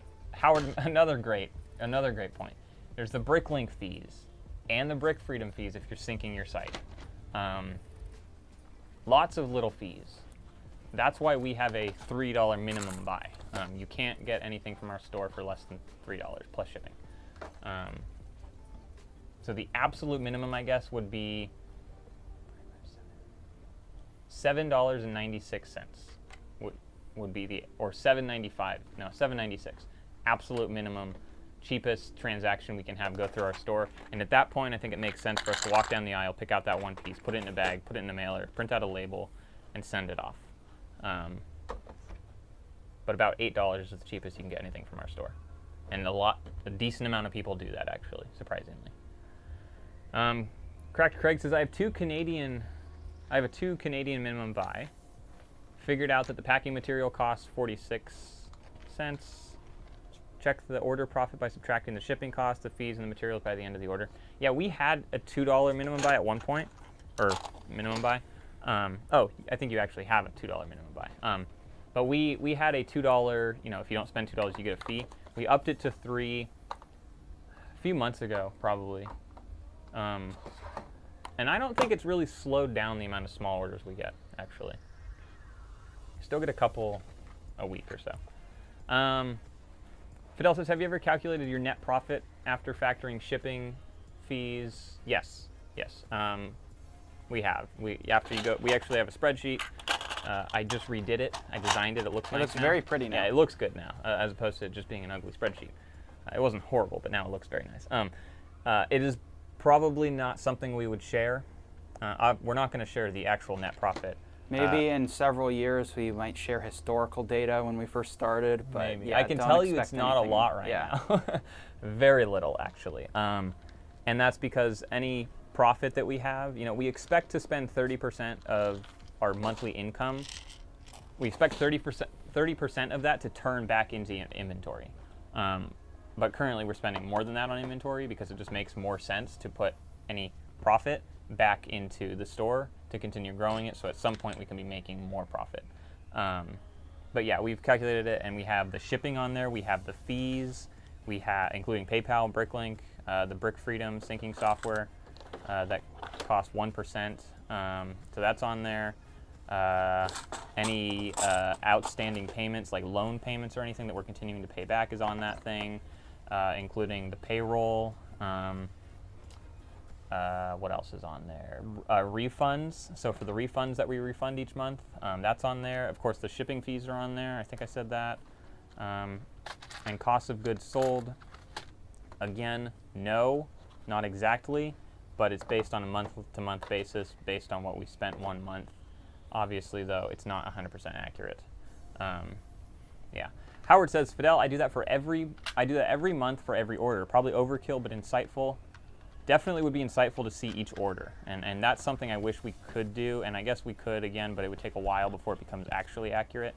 But we do it on a monthly basis to understand overall the past month. Has the past month been profitable, or did we lose money, and stuff like that. But we keep track of all our expenses as well, whether it's inventory expense or like a supplies expense. What else do we do? Trying to think if there's anything else on that spreadsheet. There probably is, but not that I can think of. But yeah, essentially there's all these calculations, and it tells us if we made money or if we lost money. Howard says, oh, okay, yeah. Funberg Creation says, I need to try and work out what a good minimum buy / fee to charge, or do I just up the shipping a little bit or add a shipping and handling fee instead? A very tough decision for me to decide. That's something I think I thought about at one point, was do I just up the shipping charge and then not have any sort of minimum or fee for a small order? But we ended up not doing that and just adding that fee, because then for those people who do hit that minimum that you were wanting, like $2 or $3 or whatever it is, they're still paying a lot more for shipping. So that's kind of, and maybe at $5 shipping, like we have now, it probably would make sense actually to not have a small order fee. Because I think $5. Well, you got around, we're also offering free shipping. And the $5 is just to help offset. That's true as well. That was part of the intention with the $5 flat rate, or $4.95 I think it is, or whatever, flat rate shipping under $35. That was supposed to offset the free shipping. So I guess without, yeah, there's a lot of things to take into account when trying to figure out a thing. We started with 2 because it seemed like a number that made sense, and we weren't losing money at that point to go pick one piece and put stuff. And we upped it to 3. Thinking, you know, maybe it would slow down these tiny orders and we'd make a little more money, and I think we've only just made more money. I don't think it's actually slowed much down.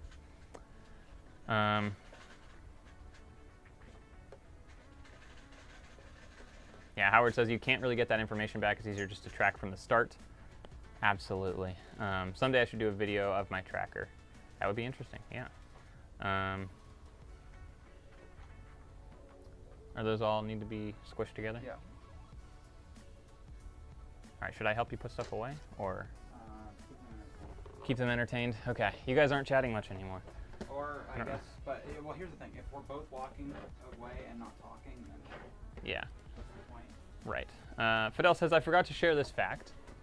I have free regular shipping on orders over $50 and free premium shipping on orders over $125, and it has increased bigger orders. What is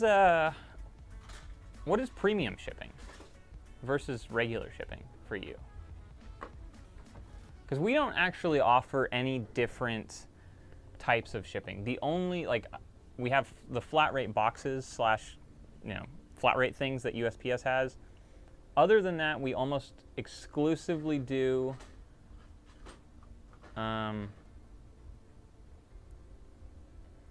Howard says Kyle's mic is off. I assume you're talking about Paul, unless you're making a joke because Kyle's not here. No, my mic was indeed off. Is it dead? No, I Paul's mic had to was readjust it, and I forgot to turn it back on. Yeah. Oh, okay. Yeah, Fidel, what does that mean? Because we just do the flat rate, which is like the 1 to 3 day or whatever. Usually it's on 2 or 3 days, and then we do This is first an error. class. Is it stockroom item? Probably. It is stockroom A. I wish there would. I thought. There is an auto delete after a certain amount of days. It probably was bought today or whatever. No, Hasn't been I enough mean, time. I swear that it didn't used to always consolidate into. Stockroom, it always has. Really, huh? Yeah. Okay. But we just have zero quantity, which Yeah. is dumb. Oh yeah, but we usually do first class shipping, and we have a variety of boxes that we'll do that with. And then if we need to, we go, if it's over £1, we'll go up to the, it's still priority 1 to 3 day, but it's their cubic shipping or whatever, so it's cheaper than ground, up to a certain size at whatever point, but that's usually what we'll do. But we don't have any sort of premium shipping thing. I did the other day overnight a package with UPS. It cost a lot. It was a decent order, but they placed the order on like Friday, and then we were so behind we didn't get to packing it until Tuesday, I think, and they said that they were hoping they could get it before that weekend because they wanted, they were trying to build a mock for something, some Lego convention that weekend, and they'd purchased from us before. They'd been a long-time buyer. They said they were really surprised that it hadn't shipped yet, and it was really weird that they placed an order. Maybe they placed it like Thursday or Friday, I don't know, somewhere the week before, and that they were starting to get the packages they ordered last week, and it was weird. And so I decided I'll spend it was like $27 or something, and we overnighted it with UPS to them, so they got it on Wednesday, and then they were very happy, and they said it totally made up for anything. But other than that, we don't offer any premium thing. Occasionally someone will ask and request, can you just do it in a small flat rate box? Can you see what that piece for the projectile launcher thing? 1615. Okay, thank you. But yeah, we don't have a. So Fidel says the postal service offers 2 different shipping options: regular, 40 to 50 pesos; slow, and no option for insurance. The better one's way faster and it can be insured, 120 to 160 pesos. Got it. Okay. I guess it's kind of like, although all of our packages are insured here, or sorry, not insured, tracked, which is very nice, I guess, because it seems like a lot of other countries don't do that. But they also have a cheaper option, so who knows. But also USPS prices are going up, so we'll see what actually happens. I don't really know what other cheaper options Here, there's not. there are. Other countries so- have, like, Yeah. it costs $1 to ship in the UK-ish, for or 125 or something for like, Oh, these, or some printed, some not printed, or they're different prints. they're different prints. Of course. Oh no, Howard has a cold. That's not good. Don't worry about getting my name wrong. I embarrass myself in chat by forgetting who our patrons are, so every day. please please don't hold it. Yeah. Chris says, I'm thinking about better shipping rates now. Yeah, we just did free shipping. And it helped to get our order average up. From which is a nice. horrible month. Yeah, it didn't get us more orders, I don't think. And it probably costs us more money, but I'm thinking long term it hopefully will be better. but we'll see. That $35 might change as well. It might go up. It wouldn't go down, I don't think. That's not an option. Funberg Creation says, I think I might have asked you this before, but how do you set up the fee charge, or do you just put that in the charge fields that are available when setting up a shipping method? So for a certain shipping method, or for all your shipping methods, we have it on all of them, you can add a new shipping and handling fee, and then you can select like the drop down as to only charge this fee when the order amount is less than, and then you can type in a number. But it's in your shipping methods that it'll charge that fee. And you have to do it for each shipping method that you have if you want to charge a fee for every method. Yeah, so Cracked Craig says in Canada it's only $1.50 US to ship if it's under 100 grams. That is very nice. Apparently, and I'm not sure, I read something that USPS was changing some things, and if it's 3 ounces or less, they were going to have a new shipping method or something. I'm not entirely sure what that was, but something like that. Yeah, we'll see. Oh, okay. Fidel says both include tracking. Gotcha. I read that wrong then. Just the first one's slow and there's no insurance option. Gotcha. Now, I did read when I was looking at some stuff on eBay that if something can flex and is less than 3/4 of an inch, you can stick it in an envelope. I think it's a 1/4 inch. No, it's 3/4 of an inch. I'm like 99% sure it's 3/4 of an inch. You can, because bubble Really? yes, you can do bubble mailers with it and stuff. It's 3/4 of an inch and has to flex. And then you can pay the envelope rates. Because when I would go to, there was a little Hallmark store, and it was in the Vaughn's parking lot. It wasn't really much closer than the post office, but there was no line ever. And in there, they had a tiny little shipping station with USPS. And I would go in there when I was doing this, when I was in my closet, like, and when I had 4 Acromills units that were just hung up in the closet or whatever. And I would sell 1 piece for $0.01 or half a cent to get that order, and someone would pay shipping. I would go to this Hallmark store, and depending on who the lady or who the person was that was working there was this one lady, and she would take it, and she'd pick up this card, and it had a little slot, and it was not 3/4 of an inch. It was definitely like a 1/4 inch or so. Well, here's the thing. You can't track it, and you have to use stamps. Yeah, she'd stick stamps on it, and I would pay with coins because it was like very cheap. It was like, it cost like 50 cents or I don't know what it was, but it was under $1 to ship it. And at that point, I would make money because I was charging probably $3 for shipping at the time. And the 1 cent piece, PayPal fee, I only paid $1 shipping. I probably made $1 on that order, maybe. But if it fit through that slot, she would charge it cheap. But there's no way on PayPal to have any options that says it's a thin mailer. So maybe that's what they're gonna implement, something like that, where if it's thin enough and you can now say that it's thin enough without going to the post office, which would be very nice. That might be an option now. I'm not entirely sure. Well, didn't ShipStation say that they were launching something as well? Well, on PayPal, ShipStation has been supposed to help redo their... Sorry, not ShipStation, Pirate Ship. Yeah. So when the prices increase on the 3rd, which is tomorrow, maybe it increases on Monday, maybe tomorrow, yeah. The USPS has their holiday price increase, but Pirate Ship actually has this little banner thing to warn you that the prices are increasing, but they said they would have another shipping method available on the site just in time for the price increase for USPS, which should help you save the money. So I'm really curious what that shipping method is. I don't know that it'd be worth it for us to have to constantly copy and paste and make sure the address is right and stuff and Depends switch it how over. cheap it is. Exactly. Depends how much cheaper it is. But yeah, and Just Brick says it is a 1/4 inch. That's it. 3/4 is pretty big, so it must be a 1/4. Because a bubble mailer is not a 1/4. It's less than a 1/4 inch. That's why depending if it was like a plate in there, she would put it through there and it would fit no problem. If it was a brick or two, it wouldn't always go through. And Howard says, have you raised your US or your shipping rates based on the USPS increase? Pirate Ship says that, yeah, Pirate Ship says they have a new method coming soon. We didn't raise the prices because of that. We raised it because we're offering free shipping. So that $4.95 is now, since if you hit $35, you get free shipping. $4.95 in theory covers most of the orders between $0 and $35, unless you order a ton of pieces, then it might cost more than $4.95 to ship under $35, but very unlikely. And it also hopefully helps us get a small buffer for that free shipping option that we do have. Funberg Creation says, I just have a single shipping method, but I'm thinking of adding another for people who want me to track the order, even when it's a small order. Yeah, you can do that. We had someone who requested, or we have people who request insurance occasionally, and what was really weird is I had the insurance rates totally wrong. and people would still request insurance when I was charging way too much for insurance. And people would still pay it and they'd request it. So if it doesn't cost a ton more to have a second shipping method with tracking, people definitely appreciate that. I know I appreciate tracking, for sure. Well, yeah, you need to know when something gets lost in Chicago. Yeah. Which seems to be where packages go to die, so. Yeah. Fidel says he thinks the prices are going to go up because they're renovating their systems and the post office has some nicer decor and stuff now. It's pretty nice. Dunder Mifflin, Brickco, says Pirate Ship just contracted with UPS. Gotcha. Okay. Which could help with huge packages, but probably not for most of the orders I ship. Yeah, I'm curious what the price difference is, unless it's not going to make a difference for the really tiny orders. It's only going to make it for the bigger ones, which is possible. Jim says, is there a benefit to using Pirate Ship over just using PayPal shipping? Personally, I don't think so. Insurance rates on international shipping are slightly cheaper.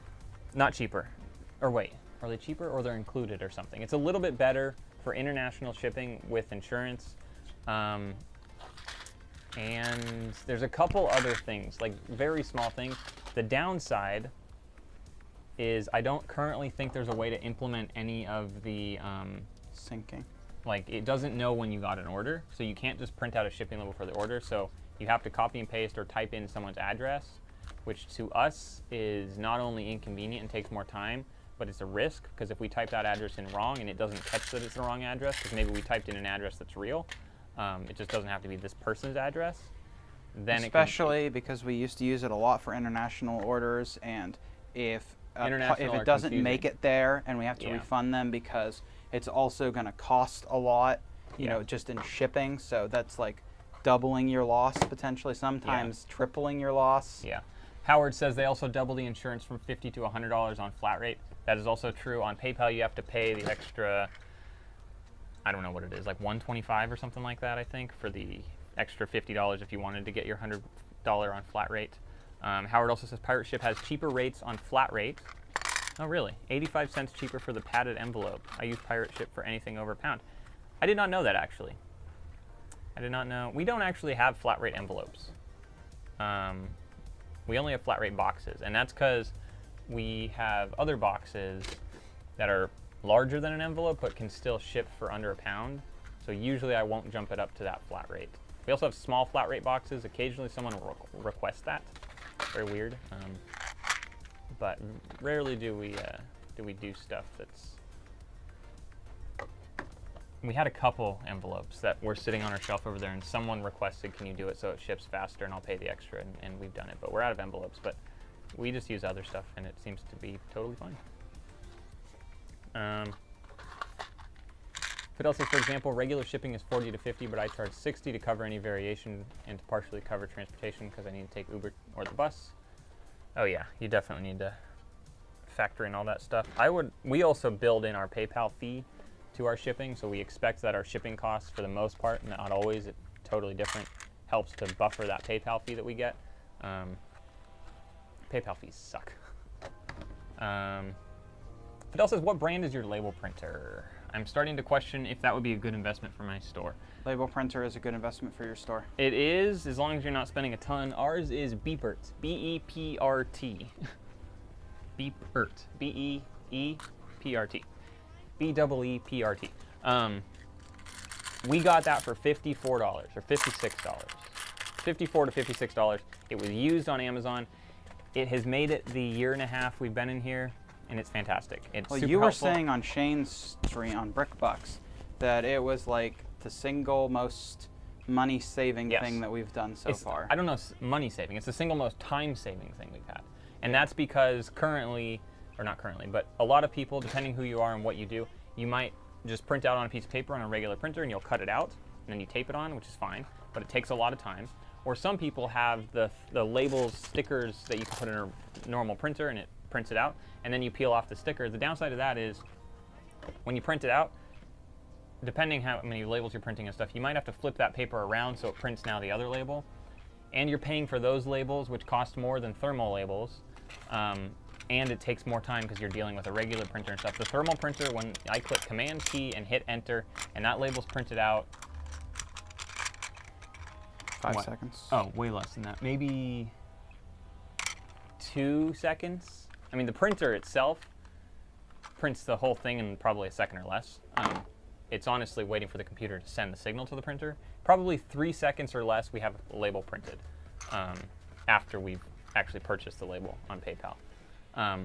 But I would say if you're not making enough money where you're doing multiple orders per day, then, or you're not doing multiple orders per day, it might not save you as much time as it could have at some point. Especially considering $54 or $56, whatever it was an incredible deal. They are, for the most part, not that cheap. You're going to spend at least $100 on a thermal printer. We were so lucky to get that one, and I'm honestly, it also technically doesn't work with Mac, which I didn't know when I bought it, but I bought it, and then I did some drivers for some other thermal printer, for a lot of other thermal printers, and finally it worked. But it's kind of janky how it's hooked up, but it works fine now. But technically, it's not meant to work with Mac. But if you have a Windows computer, it doesn't really matter. Everything works with Windows for the most part. Yeah, but it is a Beepert brand. But what are the other ones? Rollo. Rollo is, I would say, the same quality, and it's more of an actual brand than Beepert. Beepert was like this random thing. It's the same printer though, just a different label. They all probably came from the same place. Howard says, I only ship domestically, so it's a lower risk for me. Yeah, we offer shipping everywhere. I don't even know the last time we did an international shipping order. Like, I've packed a few. A few? How many per month do you think? Like, how many do you think we did in September?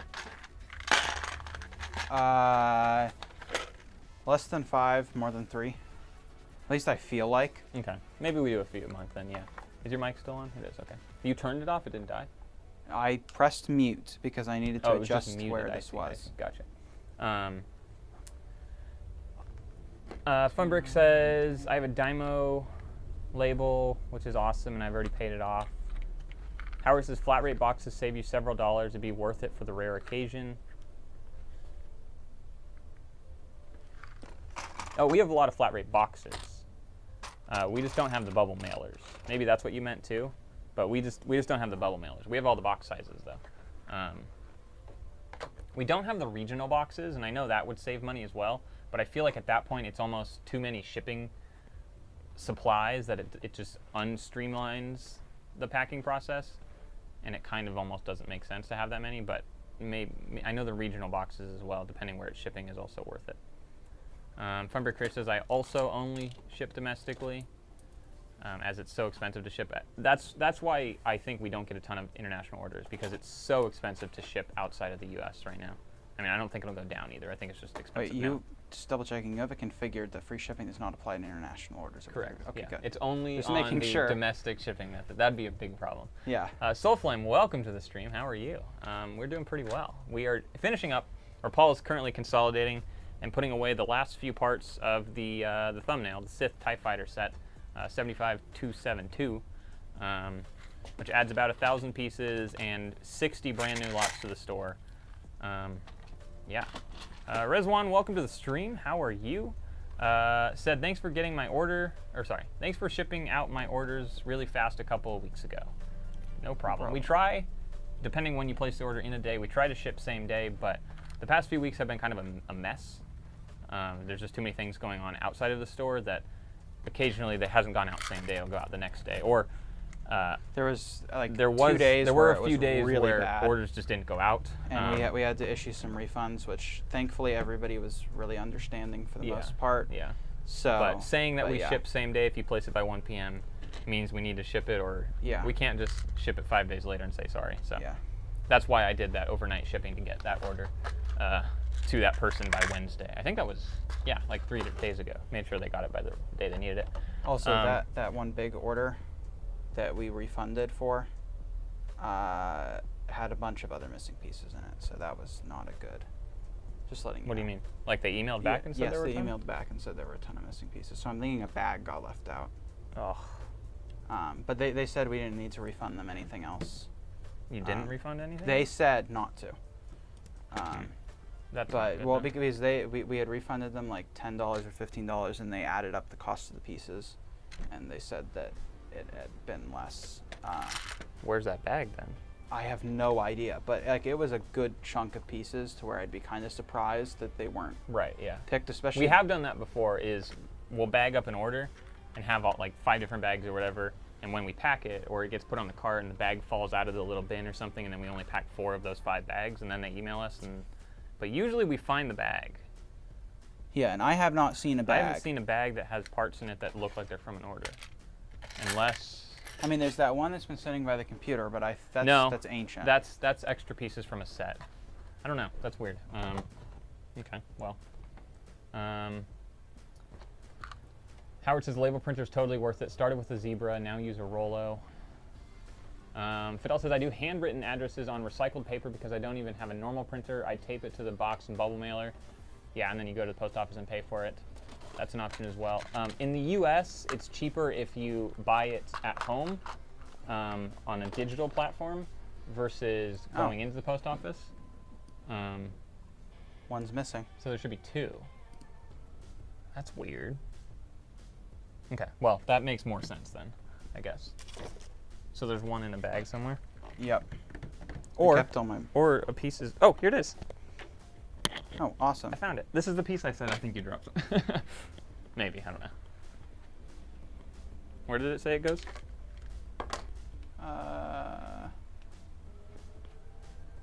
2632. 2632.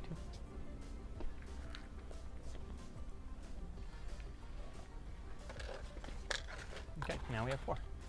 I was reading a thing. Oh yeah, I think it's a little bit cheaper if you actually go and do it online at home, at least in the US, because you're, in theory, taking a person out of the mix that you go to pay for the service at the post office. So it's cheaper.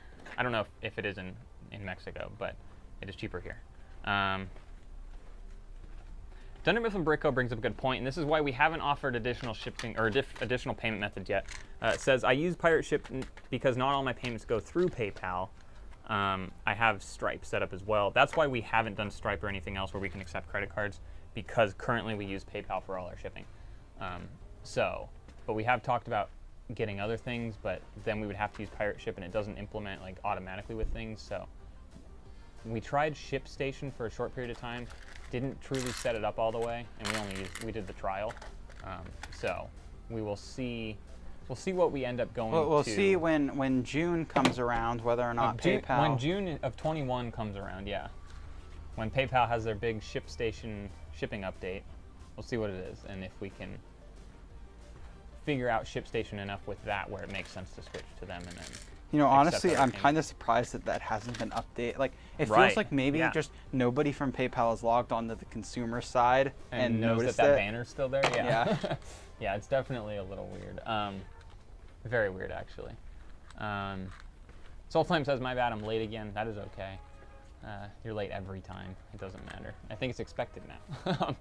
Fidel says, I have my store set to ship everywhere because I have some vintage sets, but regarding pieces, I don't expect to ever ship anywhere else.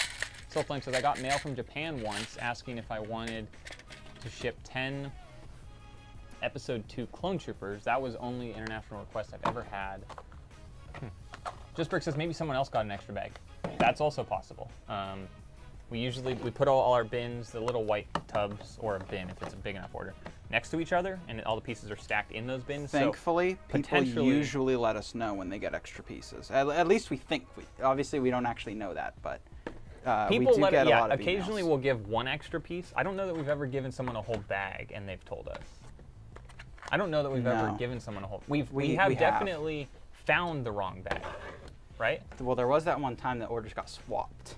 Yes. That was Kyle's fault. That was Kyle. He actually packaged up the orders and put the labels on the wrong thing, and I don't remember how we found out. Well, the customer didn't tell us. We refunded. We're like, oh, we sent you the wrong parts. We refunded before they got the parts. It had something to do. It was another BrickLink seller.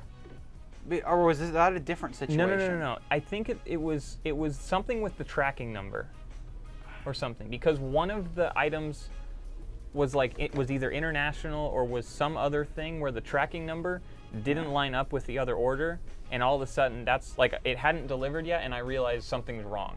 And then we talked to Kyle because he packed that day, and he's like, maybe I put the thing on wrong, and then we checked the tracking, and it said it was going to the wrong places. So Then what was, because one time we had someone pass on an order because it was another seller. Oh, we've also shipped, yeah, we printed out 2, this doesn't make sense. We printed out 2 of the same label, the same exact tracking. And remember? USPS accepted, right, I remember USPS accepted This one went it. to Florida. We sent, that's the weirdest thing ever. We did 2 Yeah. of the same exact label. Like, we didn't buy it. We printed it out twice, stuck it on 2 packages on accident. They both went to this person. This person was another seller, and then emailed us and said, hey, I got another package for a different customer, or it must be a different order. And then we were like, oh, thank you. And we gave them a label, and they shipped it out for us, and it got to the person. But I don't know. that one doesn't make sense because it illustrates a flaw in USPS. Yes, it totally does, because that shouldn't work. But yeah, that was the weirdest one ever. Yes, that happened. That was fairly recent, actually, too. Like in the past couple months. Yeah, that was a weird one for sure. Dunder Mifflin says 99% sure some people lose parts when they dump the bag out to count the parts. Probably, but you know, whatever. I also wonder how many people just pour out the pieces and then just start building and don't even count, because I'm sure that's a thing as well. Yeah. Soulflame says especially with the smaller parts, they can bounce as they fall and go anywhere. Fidel says not here. We can only ship at the post office. Oh, interesting. At downtown in your city, so not close. Do you go once a week or something then? Reswan says I'm working on setting up my store. I've been going over some of your old posts on how to do that. Yeah, they're all pretty old now. The Navigating BrickLink series is still up to date. It's all current. There's definitely some things we should update though. Some normal things. I don't know. Thunder Mifflin says I always get. One day we'll release a $299 masterclass on masterclass and On BrickLink. Yeah. Yeah. Dunder Mifflin Brickco says I always get suspicious when there are missing studs or 1x1 plates or tiles. I think we just assume that we lost it. Yeah, that we've miscounted. very rarely had a buyer that we think is lying, and they've never lied over something that was expensive enough that we've actually called them out on it. Yeah. Actually, there was one honest mistake. The minifig that we called. No. The reddish brown versus dark red. Yeah, that but we've told that story 100,000 Yeah, times. yeah. But there's been a couple people that have been kind of fishy, but it's always like $2 or something, and it's not worth. Yeah, no, it's always like a stud, or maybe a 1x2 plate or something. Never a thing that's like a $20 minifig or whatever. So I guess we're fortunate that hasn't happened. Yeah. And usually it's cheaper, and we'll just say sorry, and it's cheaper for us to refund whatever than it is to start a whole PayPal dispute and everything. So yeah, we did have one PayPal dispute. The buyer said, sorry. I think the end thing was someone got someone else's PayPal information and then used it to place an order in our store, and it shipped wherever it went to. And PayPal said that purchase wasn't approved, and then we disputed that because clearly they placed an order and we shipped it and all this stuff. And PayPal at the end of the day said, the buyer wins, but you can keep your money. We're not going to deduct it from your account. So PayPal took the loss, which was actually nice because usually PayPal is not the most friendly. Yeah. But that was very nice. I'm getting through lots of chat here. Let's actually upload these pieces. 932 pieces in 119 unique lots, totaling $248.04. Hopefully it's all right. We're going to click upload. We didn't scroll through it to double check, but it's in our inventory now. So yeah, pretty cool. I guess we can look at the lot count, the updated lot count, real quick. 9,731 lots. Can't see the piece count. Let's see. 240,210 parts available in our store. That is pretty cool. Oh, sorry. 9,781 lots with 240,000 pieces. So pretty good now. Obviously, we didn't hit our goal. All right, last little bit of chat here before we get out of here. Fidel says I go twice a week or whenever I can / have something to go. Oh, that makes sense if you need to go anywhere around there anyway. It's fun to see old videos and see how your store has grown. It has grown a lot. That's for sure. Chris says BrickLink Masterclass or Master BrickLink class. Great idea. Be like 4 people attending. Accurate. Funberry Creation says if I have more than one order to pack at the same time, I pack one and add the label before I go to the next order so I don't get anything wrong by accident. That's smart, but in our store when we have maybe on a Monday like 12 orders, it doesn't make sense to pack one, bring it over, package it up, put a label on, and then start over again. So we do it all at once, do all the packing, and then do all of the label printing, which is why we've had a couple errors. But also now all the things sit next to me, I pull the bin right in front of me, so I'm only working on this one order, and it's very difficult to print out the wrong label unless I click the wrong button on accident. Rezwan says, the barcode system is the best thing ever. It saved me so much time when parting out. Yeah, not to sound like we are geniuses, because we are absolutely not geniuses, but I don't know, it just kind of baffles me that that was not like a popular thing. It was, as far as we know, it wasn't something anyone did. Yeah. In the BrickLink world, that kind obviously. of just, I don't know, like that's the one thing that kind of just very surprises me. But yeah, the barcode thing we love it personally. Chris, that's insane. 49,000 lots. Like We're ridiculous. getting pretty close to the. Now, what percent of those are instructions and stickers? That's because Evan and I've had a debate, and we're like, whether we should keep instructions and stickers. Yeah, and I want to know what percent of those lots are instructions and stickers or decorated pieces, right? You know, the non-normal. Oh, I'm sure a ton of that's stuff. decorated. Yeah. That's the only way I think to get to a crazy number of lots. But the decorated pieces sell, so the instructions definitely debatable. Stickers sell occasionally here and there. They're worth way more than the instructions though, so I feel like when those sell, it's better. They also take up a lot less room. Well, also doing used, if you do used instructions, you may come across more of the vintage stuff, which may actually be worth something. Yeah. Do you find a lot of instructions, Chris? I wouldn't imagine. Because if someone's going to send you 1,000 pounds of Lego and they're like, oh, perfect, here's 100 pounds of instructions, I'd be pretty upset when I receive that box. Yeah. I don't know. Well, we have our supplier tried to pawn some instructions off of me. He actually brought them in his car, unannounced, and he took them out and opened them up, and I was like, nope, put those back in your car. Mm-hmm. And he was like, oh, you don't think you can sell these? I was going to give them to you for like, $2 a pound or something. I was like, no. You can put them back in your car. I don't want them. $2 a pound. I don't want them. That's a lot. Yeah, like $2 a pound. That's there needs to be at least like what 2,000, 200,000. It's not worth instructions. It's not worth trying to do instructions. Chris says 5 to 7% of the inventory is instructions, and at least 10% is patterned parts. Okay. The 10% totally makes sense. 5 to 7% of instructions is a lot. Yeah. That's very interesting. Howard says a lot of instructions in Goodwill lots. I sell a fair number a month. Interesting. We only, for the most part, have new instructions. Yeah. We have got some, we actually, for a few weeks, we got a lot of Goodwill stuff. I don't think we got instructions, though. No, but we did get some new stuff in there. We got a lot of new bags, random bags of new. But not really, not used instructions, at least. But, hey. Yeah, we do have the space, and instructions are easy to list, Chris says. That is true, absolutely true. And if you have the space, and especially if it's used where it's not that's probably why we don't sell a ton of instructions, because they're all current sets that have been in the past year and a half or so released, 2 years maybe. So that makes sense. Yeah, Soulflame says vintage instructions sell very well, especially the classic space, pirates and medieval themes of bigger sets. That is, that makes more sense. Rezwan says, I'm taking best of all the BrickLink method from all the YouTube videos and trying to implement them in my store. Very smart. Just got an order for 46 brick separators. We have a lot of brick separators on the ground right here. This is our brick separator storage section. It's on the floor. I don't know why. That's just the area. I have asked you that question, and I haven't had an answer. It's just where they showed up. And but yeah, when we put brick separators in the store, people buy them in quantity. Never one. I'm thinking personally, I've never packed there one. are some people out there that package them when they sell mocks. They're maybe definitely, but they're also used for like the great ball great ball contraptions, or whatever those are. So they're used projects. Yeah, those things. They're used for some stuff. So, but it's always in quantity. It's never once in a while. Chris, I have no idea what you just said, but I gotta say that was like some top speed right there. It was there and then gone. Yeah. Howard says all you need is a filing cabinet, not a ton of space required. Yeah, that's true. We have a little bin, and it's a filing bin, and that's what we currently have it. Ballpark, 240,000 pieces. We have 240,000 and some change.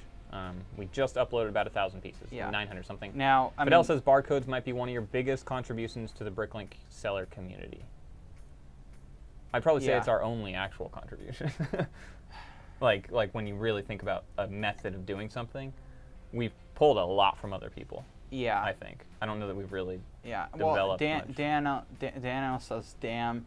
I would like to point out that that number could be way higher. Should be way higher. Should be way higher.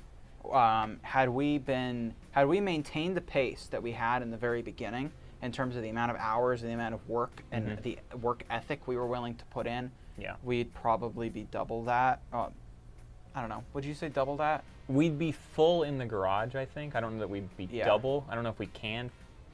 Well, we could probably fit pretty close to double what we Yeah. currently have in the rest of this space. We just have to change a few things around. So, but yeah, it is a lot of parts. It is a lot of pieces. It's not exactly where we want to be, but I guess I'm proud of where we're at. Yeah. I can't really complain. I mean, I can kind of complain because I know that we could have done better, but like I'm not gonna, be mad forever, I guess. Rita says a workshop garage, I think. I sold 50 brick separators once to a building mock. Yeah. A workshop garage. The guy Oh, sent me it was photos. probably the ceiling or something. That's pretty. Yeah. Yeah. Wow. Just Brick says I'm 18 lots from 9,000. Nice. We are 200-ish lots, 219 lots away from 10,000. And I don't know if you're done after this. Actually, we were going to go to dinner, we were I gonna think. go to dinner. But maybe after dinner I might come back in here and continue adding some of the catalog that we have. I'd Yeah. like to get to a point where after the beginning of this week you can go back to cataloging. Yeah. So we can kind of keep a pace. And our cataloger didn't catalog this past week, actually. We didn't have a bin ready for him, so he just took a couple bins to sort, so we won't have his bin either. So we need to probably get back kind of in the swing of that once we get through another bin or so. We don't have a ton. I mean, it's a lot of parts, but it's not a... We started with 5 bins that needed to be cataloged. I think we're down to about maybe 2 full bins now. 2.5 maybe. So yeah, probably about 2.5. So we're a decent way through, and I think that can get us up to the 10,000 lots and probably 250,000 pieces. There's at least 10,000 parts in those bins. I actually know that. So yeah, okay. I think that's gonna be pretty much it. Soulflame says I used all my brick separators on the wings of a dragon I made. Interesting. Okay, so people do use them, I guess. So Yeah. That's why we sell them. But yeah, Chris, thanks for tuning in as well. I know Chris said I was in and out during the stream. Glad I was able to participate. The later schedule helped me. I don't like the later schedule personally. Yeah. Maybe I do. I'm not sure. Today we just had to do it because there was an air show going on, and actually if you watched the first half an hour of this, you heard the air show as well. But it was very loud, and it started at like 10 and 11 a.m., and there's jets and stuff flying over to the point where literally we can't talk to each other, and we have to wait for the Jets to go by. jets to go by, or the sound to go by. The jets are long gone. Yeah, so I think that's pretty much it. Fidel asked one question. This is the last thing we'll answer in this stream. Says, if you could only sell one, which one would you pick, new or used? What's your answer? If we were at the size we were at, I'd say used. If we were at the size we want to be, I'd say new. Not like our goal, but I mean like, because if you look at the highest performing stores on the entirety of BrickLink, they're all new. Yeah, like the ones that have millions of pieces. But if you're looking at what's the most profitable in the middle bracket, yeah, it's used. it's for used. Sure. Yeah. So it really depends on where you are in your size. Yeah. The thing I like about used is we can get more people involved, and it sounds weird, but we can spend more money, meaning we can be paying people for services and stuff that we wouldn't be able to do for new. Yeah, it the doesn't make margins sense. just It aren't doesn't make there. sense to have someone come in and part out a new set. It makes sense to give someone a bin of like, I'll have them sorted, to have them catalog it, and then upload that. So I like the community aspect and the kind of the company aspect of this brand, not brand, but this corporation type business we can build with a lot of other employees and stuff. So I agree with what you said. If we were significantly bigger, new, but at the middle bracket we are, under 2 million parts, I think it makes sense. Yeah. To used 100%. So, yeah. All right. Thank you guys so much. We will see you all in the next stream, I guess. I guess I'll do this over here. There's you a could have thing. just told me. Isn't it just the swap? Yeah, you could just click auto and then turn off mic 2, and then yeah. All right. Bye guys. Since Paul's making us go.